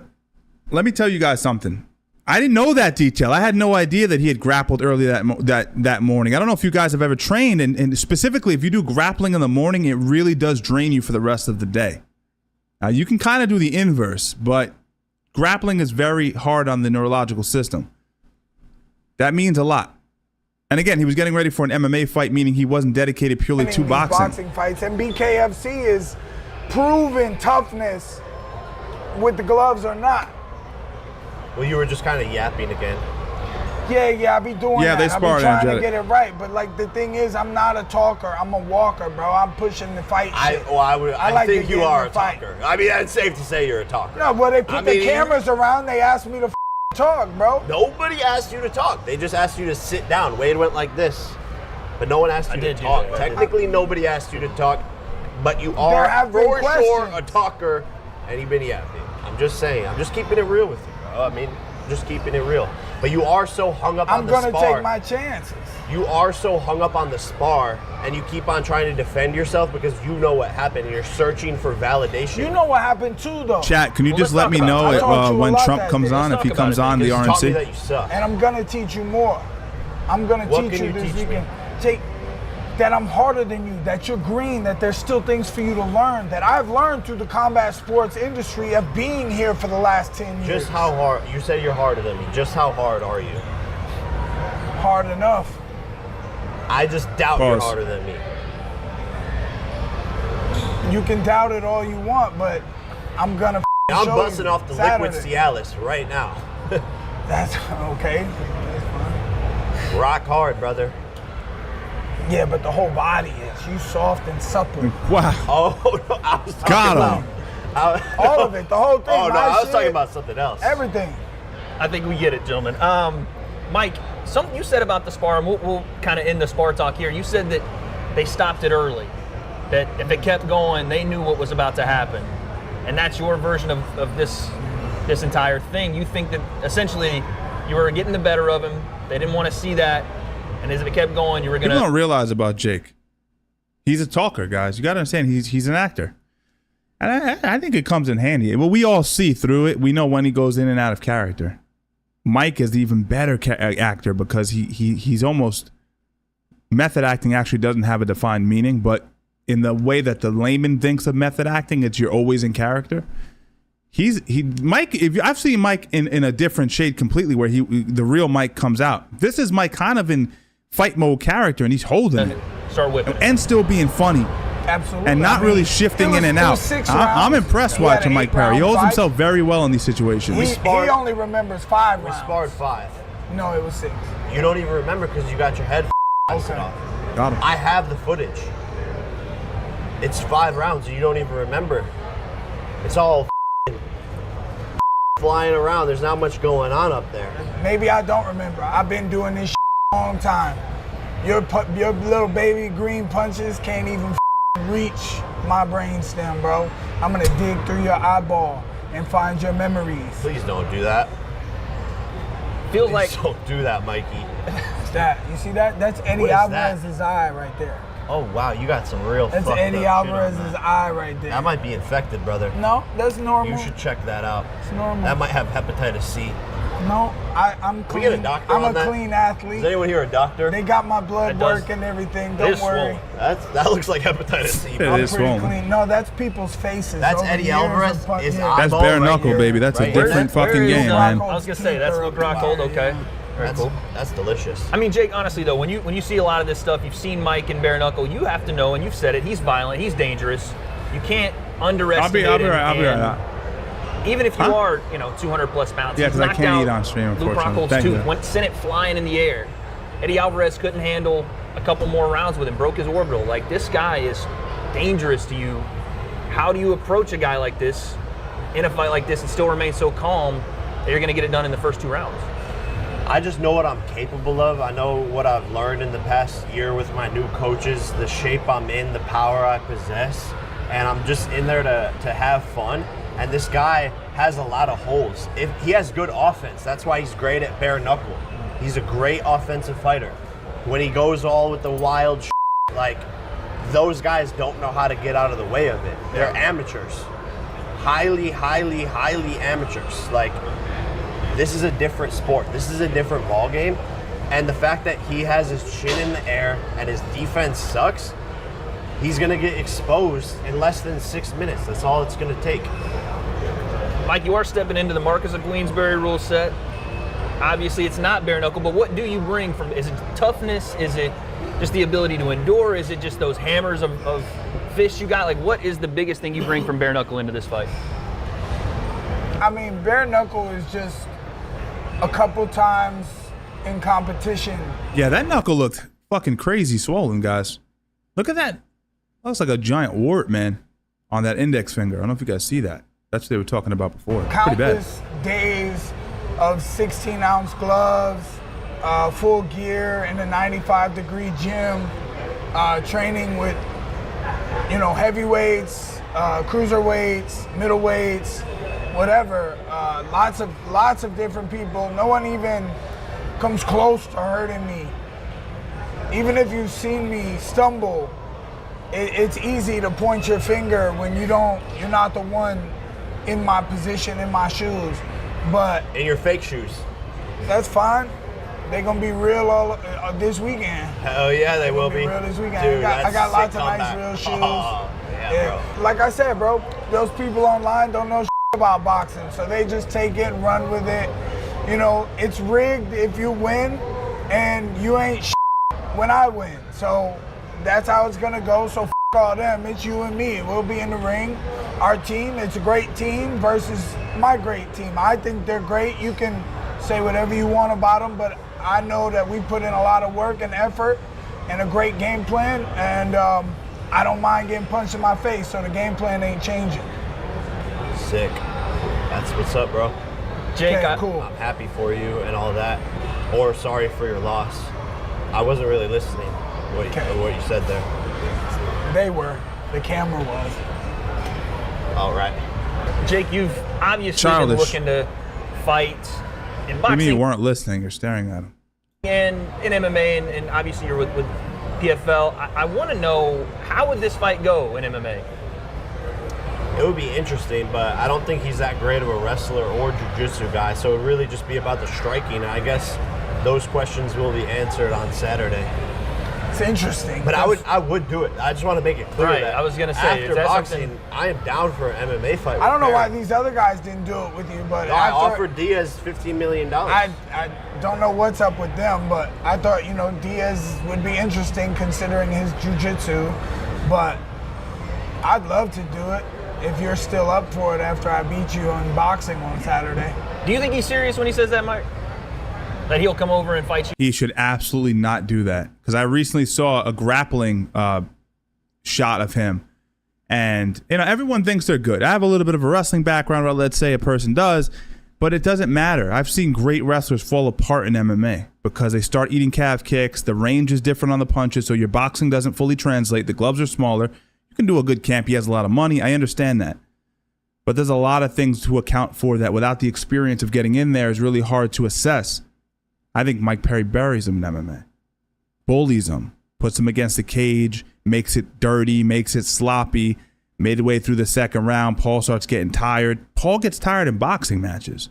An MMA match? But he's smart. If he's smart, he'll stay out of MMA. Do an MMA? Why not? All right, got you, It's energetic. fun. Thanks, It's just man. a fight. It's Yeah. a good time. Little wrestling, get in there with a nice sweaty man, get up close and personal. The boxing's already the most dangerous stuff. Besides the kicks, the kicking can be pretty rough. Well, you got short legs. You're kinda Jack's got short. somebody. You I got don't know a who mini. Jack's got. So I don't even know if you can reach me. Gentlemen, let's do something again. I want to switch it up. We are in Dave & Buster's. I don't know if you guys have played any of the games here. Do you have a favorite game here at Dave & Buster's? I like the one where it's spinning for 1,000 tickets and you have to try and stop it on the. Have you ever stopped it on Yeah, the? bro. I all the got time. you. All the time. That's a timing thing there. You see that, Mike? Something to read into. I What heard you? Any about games that. you like here Nate at Dave & Diaz is Buster's? suing. Fan me out. Basketball, I don't know. You can hoop like that? Alternate between the two of you. I'm going to give you some words. Just give me one word in response. Mike, I'll start with you. Jake Paul. What comes to mind? Funny. Funny guy. Jake? Jake Paul. Oh, I would say really good at. Corny. Oil. Eyebrow there when you're thinking about it, Mike. I like that. Paul. A final message. What is going to happen to him in this fight? He's doing it right now.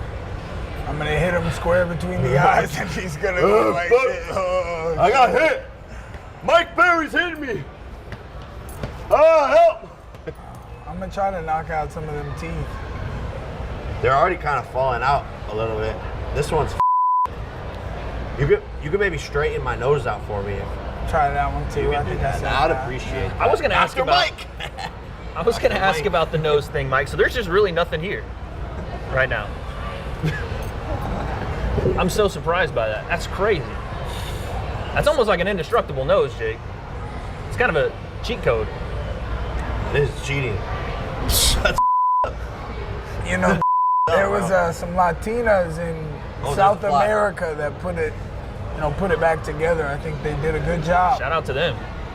Jake, obviously we've had a fun time here, but when it comes to Saturday, tell Mike what he's in for. I mean, you're not in for much. It's gonna actually be an easy night for you. You're just gonna go to sleep pretty quickly and then just wake up what happened, and then you're richer.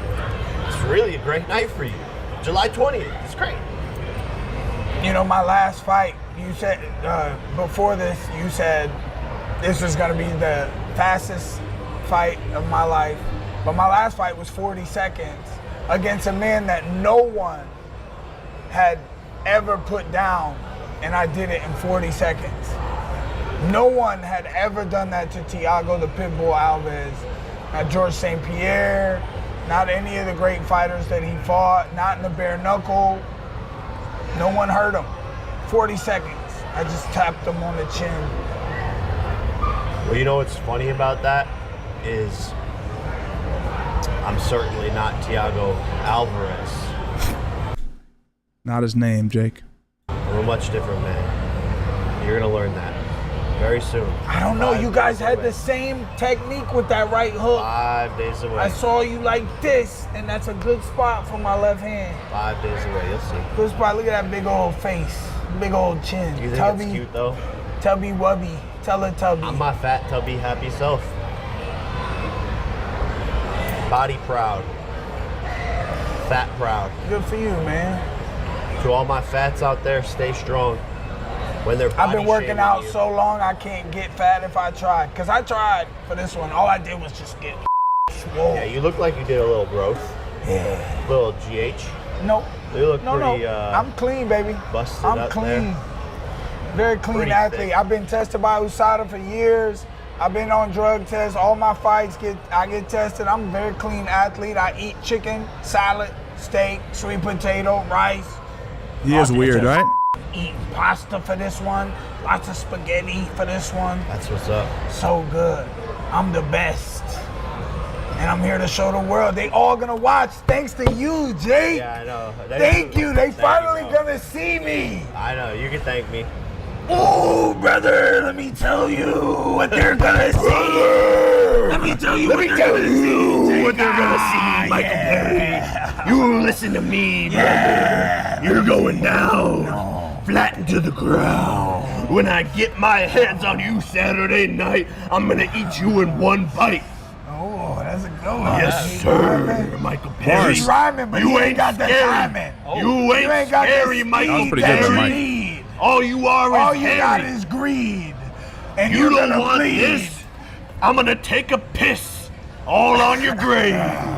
You ain't brave. Listen to me, brother. I'll show you who the American bad thought it was your brothers, the USA champion. Oh yeah, that's right. He is the U.S. champ. Barely beat Dylan Dennis. That is right. Well, gentlemen, That was good, bro. I think- felt like I needed that. I felt like I needed to get that. This is on pay-per-view. I was gonna say, Y'all let's tune in, Emily Arena, Ticketmaster. Go get your tickets. We Facts. here in Tampa. Let's go! Mike's doing my job for me. This is your main event this Saturday from the Amalie Arena. Getting a little One more. sweaty I and need one, hot Jake, here. I need one more. I need one more. Get your W. Drink yourself. Wade, right? That last bit? I don't know. It's hard to be a personality on camera, I guess. Get that dub. You know what I mean? Guys, are you vibing with what I'm putting down?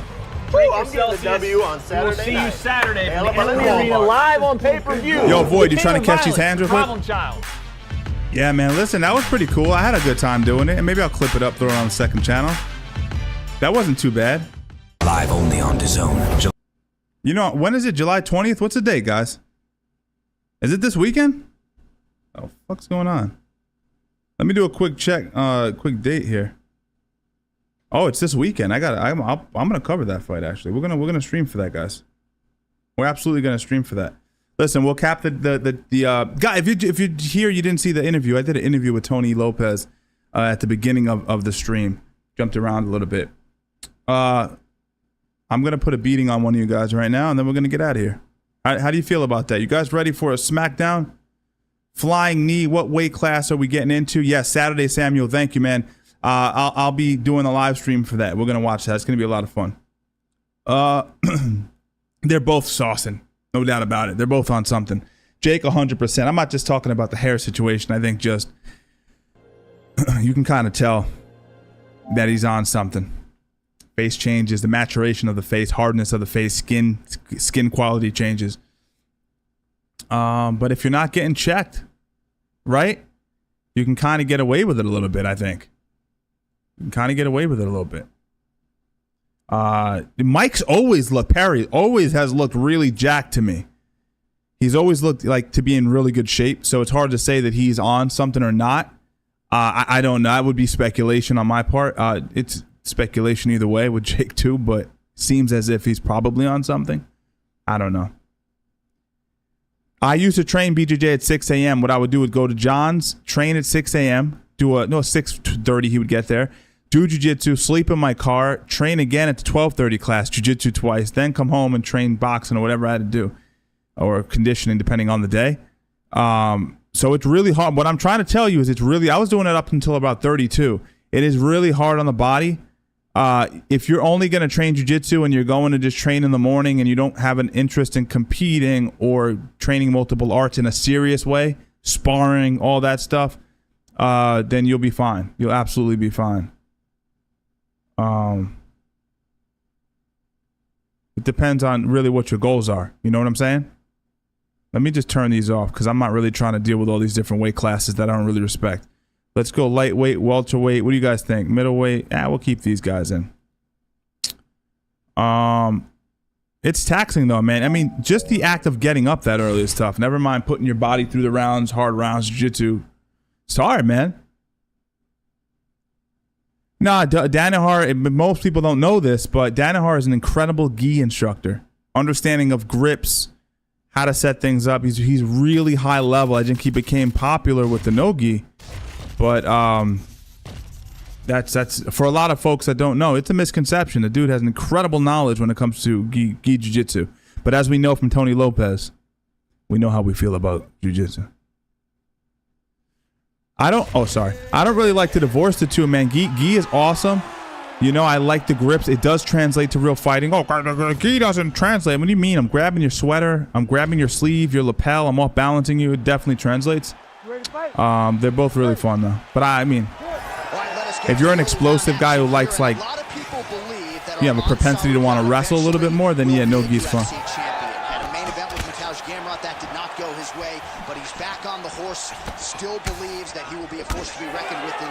John also has a phenomenal understanding of judo. I mean, really good judo. I've seen Olympic level judokas come in and learn from Danaher judo from Danaher. It's pretty nuts, man. Body shot. I caught him with the left hook to the left kick to the liver as he was circling to his right. There you go, right there. Oh man, these fighters are trading strikes early on. He's going down. He's trying to pull counter me, chat. We're gonna sleep him.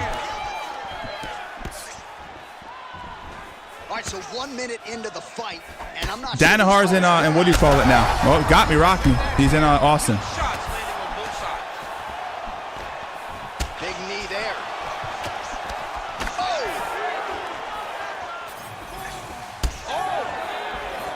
Body kick, but let's see if we can set him up, guys. What are we looking to set him up? Knee kick, I got you in 2 seconds. Let me finish this guy. I don't want him to have any delusions. Oh, he just missed on that overhand left. Oh, and so now he lands another combination, so it's never just one shot. There's always 2 or 3 coming back. Look at him, man, being patient. Let me slow down for a second, because I was working him a little too easy before. 4, 5, 6 in a row. I was trying to counter him. Watch this. We'll counter. We'll find the left straight. Let's be patient and find that left straight, Chad. How about it? Whoop. Oh. Big knee to the body, man alive. All right, good job by him. There you go. Where's guard down, chat? He's doing a good job of keeping the guard high, blocking his head, making sure he's not taking those damaging strikes. Locked it, baby.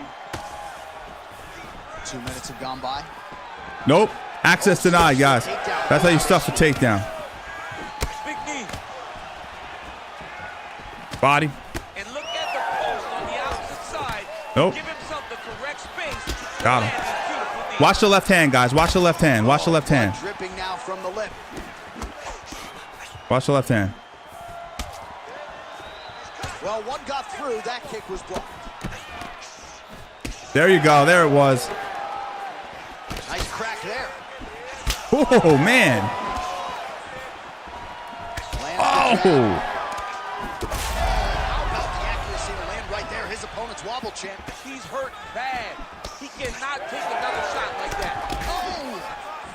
Oh, got me good with the uppercut. Well done. We'll give him credit for that. Yo, Void, I'll be there in a second, man. Let me just... Oh, we caught him. I told you, watch the left hand. Oh, the knee to the head. I told you, watch the left hand there, chat. We're going to set him up with it, man. We're going to set him up. So 3 minutes have Nope. flown off the fight clock there. Boom. Well, now that Let's take his eyeball home with us. Major storyline. He's got to be careful. He's got to be very careful and address it right now before it gets to the point that there's nothing. Oh, nice counter. He's good, man. I got to give him credit. I wouldn't call him good, but he's definitely finding a home for that well-timed counter.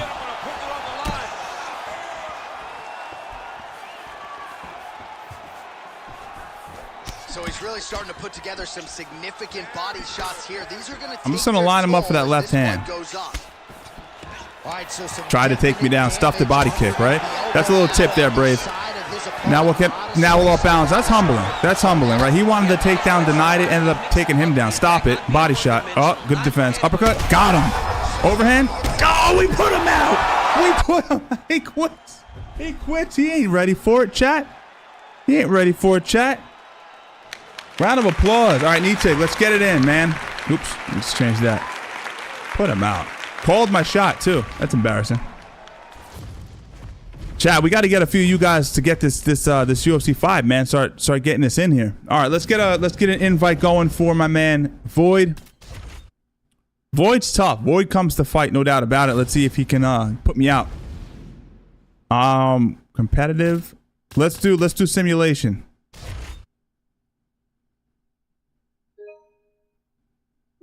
Oops, my bad. Put him out. RFP, we put him out. Put him out, man. He was good, though. I'd beaten him before. He started getting a little bit of a rhythm, I think, towards the later part of the match there. He started feeling himself a little bit. Void, what do we think in weight class, guys? First, let's do a little vote. What do you guys think in terms of weight class? What are you guys thinking? We'll decide on a weight class, and then we'll go from there. Drop it quick, guys. What do we got in terms of weight class?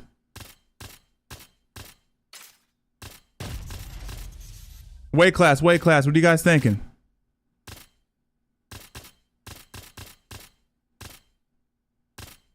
All right, we might have to set. I don't know if middleweight's fun though, man. Anyone want to do middleweight? All right, I'll use Whitaker. I'll use Whitaker. Actually, yo, someone said Nick Diaz. All right, let's use Nick Diaz. Let's use Nick Diaz. Let me see what I got here. Hold on, give me 1 second. Sorry, man. Middleweight, we'll do middleweight. We're already on middleweight. We'll do middleweight. Let me choose Nick Diaz. Where's Nick? Where's Nick at? There he is. Oh, he's using Anderson. He's coming at me with the 5 stars. This is gonna be a tough one for me, man. All right. We'll get light heavyweight after. I see a lot of light heavyweights. All right, this is Void I'm fighting against. So here he is, Anderson Silva, with his infectious energy. There is always a big-time feel in the arena when Anderson Silva graces the octagon. Here we go, early round 1. Oh, big knee to the body. That'll soften him up.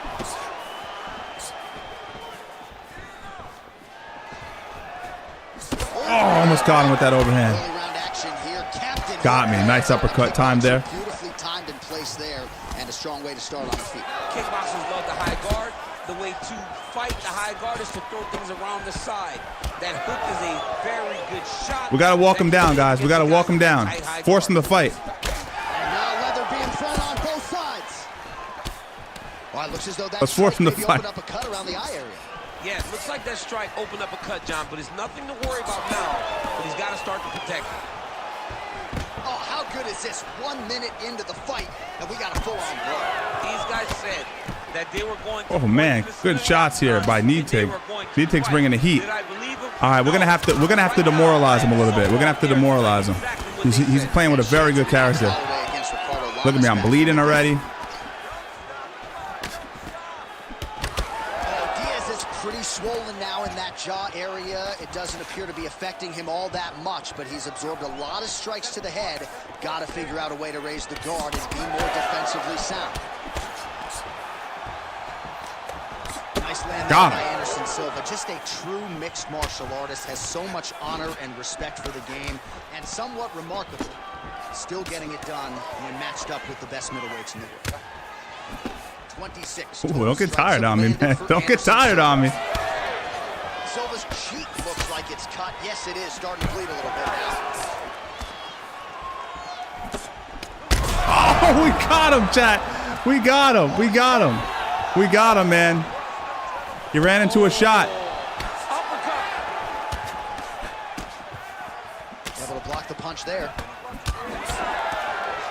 Oh, he's staying busy here, connecting with a barrage of punches. Well, you don't blame him for continuing to badger that cut. Oh, man. What? Got him. Got him. Oh, no. Oh, no, man. Oh, no. And back to his feet.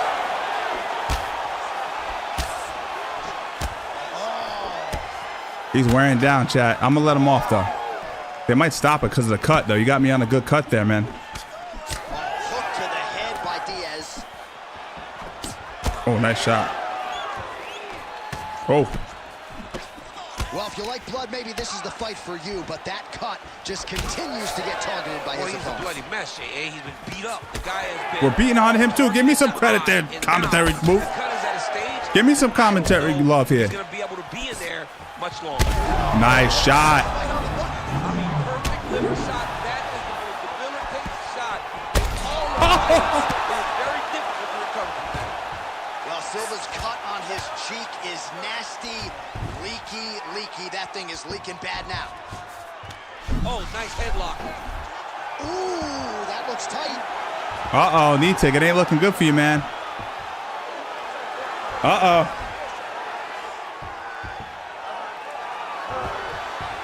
Yeah, I heard that. Thanks, Jax. I'll cover it. I'll definitely cover it when he goes live. Yeah, Page and Alexio Lennox. Somehow he got out, though. Great job clearing the hips. I know, right? Facing and getting out of that Ezekiel choke attempt. Uh-oh.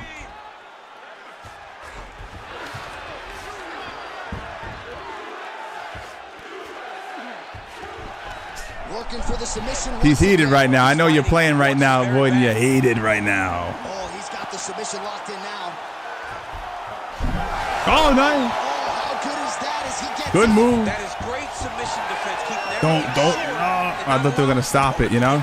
Because that cut's pretty bad, man. Critical now. A lot of damage, a lot of blood in and around that eye. You could stop this fight right now. You can stop it right now. I mean, I don't understand what anyone's waiting for. They're giving this guy a chance, but if he doesn't do something different defensively, it won't last much longer. Oh, well done to block the elbow there. Good defense. Well, Silva's an absolute mess right now. There is blood everywhere. I wouldn't be surprised at all to see them come in the ringside position. He's feeling it, guys. 20 seconds to go in round one. Got him. We're both bloody. We're both bloody. Oh, he got me with a good elbow, man. Oh, no. Oh, he's tired, though, dude. He's tired. Oh, with authority, the body. Big knee lands there. Oh, nice elbow. Good job. Round of applause for Nitek showing up. I'd like to hit him with a go-go. I've never used it. Look at his eye, though. Give me a little bit of credit for the damage. Give me a little bit of credit for the damage. Let's look at the replay here, Void. He's landing very good. He's landing very good elbows. Watching this fight, I don't care who won.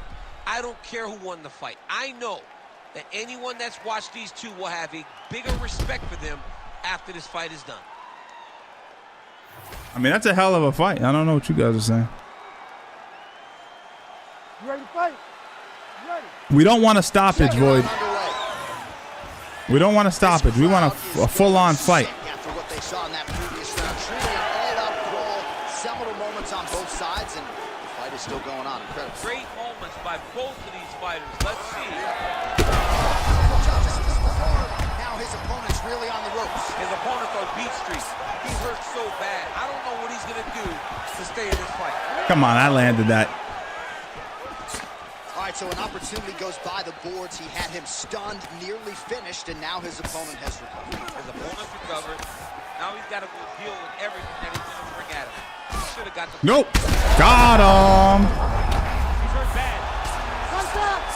Great posture to land that nasty elbow. Ah, they should have gave me the ability to pass on that. That's a little odd. Anyway. He's trying to control posture here. Now trying to hip escape. He's just trying to move. Watch this transition to mount. Check this out. Clean. It's a clean transition, not for nothing. Oh, right into mount.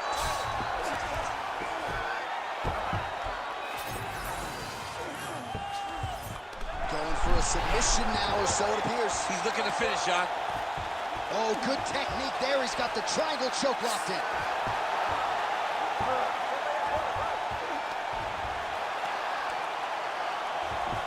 Trying to guard pass here. I don't want to finish you. If you could just stop for a second.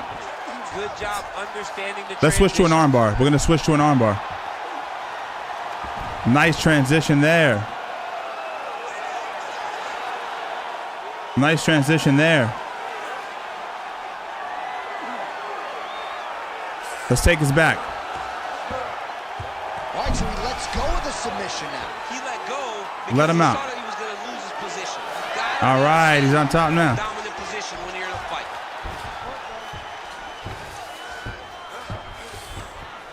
Nightmare situation for him. He right now, he's just hating me. He's like, Steve, what is this that we're doing?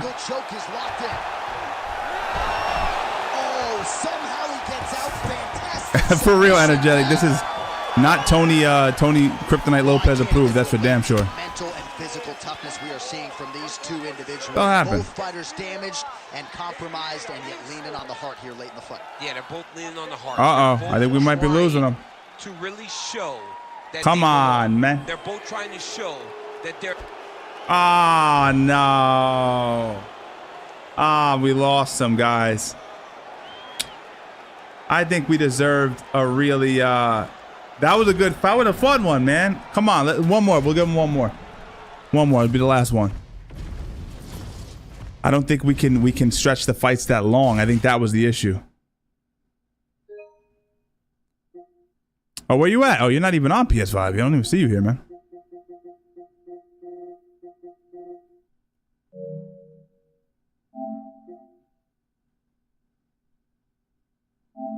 I'll send you an invite even though you're not online. Yeah, I don't know what happened there, guys. We had a good thing going, though. We definitely did. We had a good thing going. I do believe that was a pretty good match right there.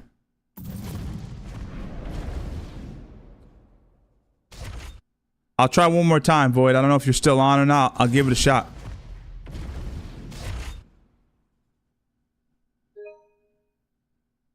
Yeah, I'm not seeing you, my man. I don't think you're on. All right, we'll switch over, guys. I think that was a good one, but we need a definitive finish. We need a definitive finish on this situation here.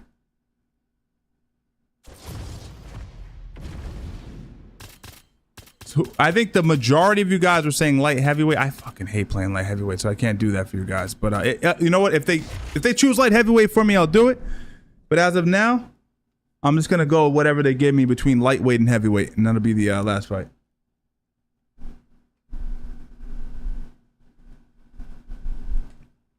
All right, let's see what we got. Jens Pulver, you know me, man. If I'm lightweight, I'm always using Jens Pulver every single time.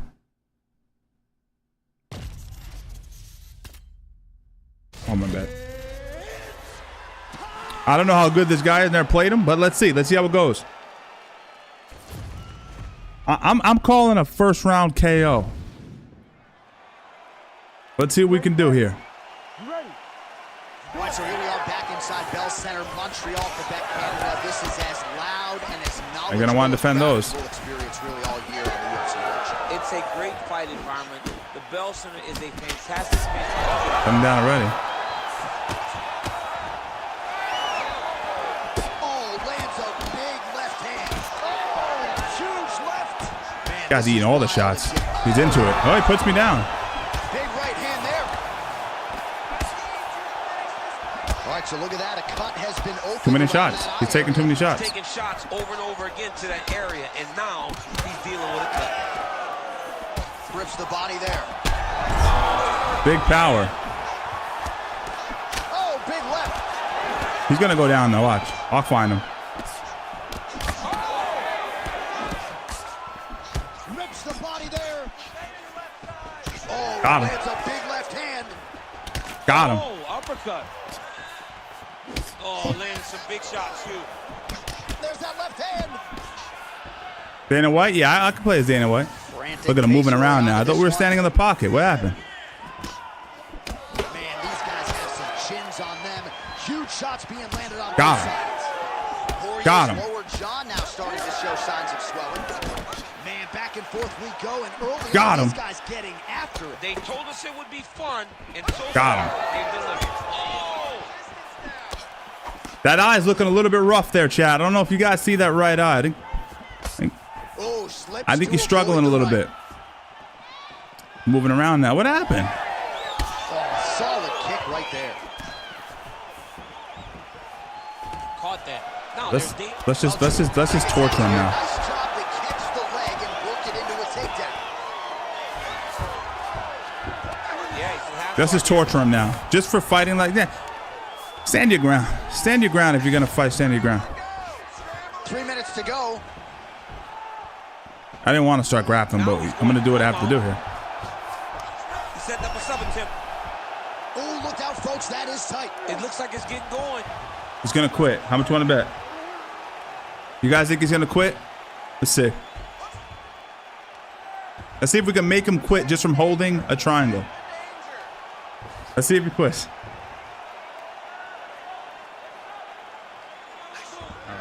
We'll go for the arm triangle. He wasn't quitting. Oh, he's got the choke. He's got the choke. It's over. It's over. Into the choke, and he somehow gets out. He just had to stay patient. It's so unfamiliar. If you panic, you're going to get submitted. He didn't panic. Arm bar coming up, guys. He's setting up the arm bar. Ooh, that looks tight. Oh, God, he's gonna rush to stand up. See?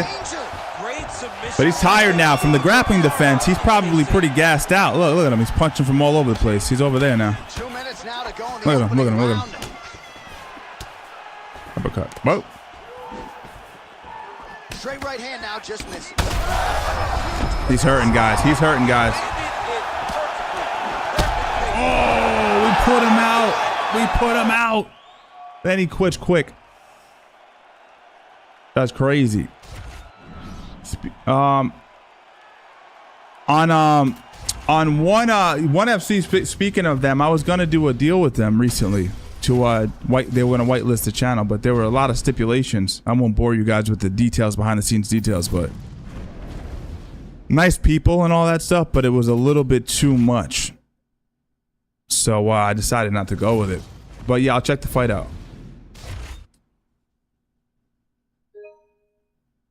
Need Tig, let's get it, man. This is it. This is it. This is the speak now, forever hold your peace moment right now. This is it, guys. I sent Void an invite. Let's see. All right. Let's do you want to do, what do you want to do, Void? You want to do middleweight again, or you want to do I'll let you pick your man. You can pick your guy. I want to pick Pereira. I've never picked Pereira before. I rarely pick Pereira, I should say. Maybe I'll pick who should I pick, guys? Pereira? Oh, Welter. You want to do Welter? All right, we'll do Welter. That's fine. All right. Who am I going to pick, though? Let's see who I got here.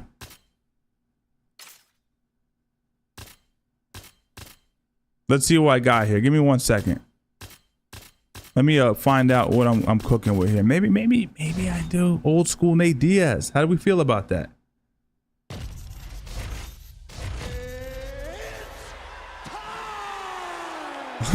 Let's end this one quick. Yeah, we don't want the PS5 to poop out on us. Let's give it our all here. We're going to war. Ready to fight? Ready. Good. Well, no surprise. I'm Nate Diaz. A decided reach advantage here tonight. It's one thing to have it, it's another to use it effectively. You know Nate Diaz is a master at getting his hands to the target, and that figures to be a big part of the game plan tonight against this opponent. Oh, punches in bunches as usual from the Stockton, California native Nate Diaz. Looks pretty sharp here, DC. So I know what Void wants. We can kind of see it, right? The punch.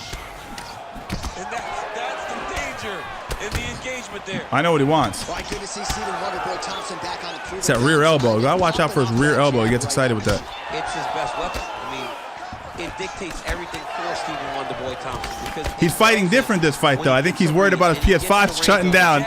He's fighting a little bit less intelligent. Because I know Void. I know you could do fight a little bit more calculated, which is honestly a better option for your energy and whatnot. But respect. How good is this action about a minute in? I think I'm gassing out just watching this thing. Oh, that was a hard overhand. Caught him while he was kicking. He's glitching. He's all over the place. I cannot believe he is still standing after taking Uh-oh. I think the PS5...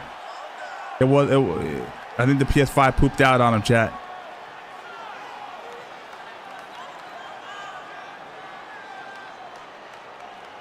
We lost Void. Man, yeah, we got to figure that out. I don't know if it's your PS5, man, or if it's your connection. If you're working off Wi-Fi, that sometimes happens. But regardless, bro, we got it in. We got it in. Chat, man, listen, we had a really long, it wasn't long, I don't know what it was. I planned on doing this for an hour at most, but we ended up getting into a few different things. Either way, guys, I appreciate everyone who stopped by. I encourage you, if you're just jumping in, to definitely scroll back, check out the interview. I think there were some hysterical moments. I think it was really fun. I had a blast doing it. A few of you guys stuck through. Jake Paul, we covered that whole thing, the face off with them. What's tomorrow, Thursday or Wednesday? Maybe we come back on Thursday, cover the RNC. I know like 30 of you guys will show up for that, but it's interesting to me. Saturday, we will be covering the Mike Perry versus Jake Paul fight. So if you're interested in hearing my commentary for that, you guys got to slide by. We're going to have a good time. And without further ado, I'm going to get my ass out of here. It overheats for no reason, huh? That's a pain in the fucking dick.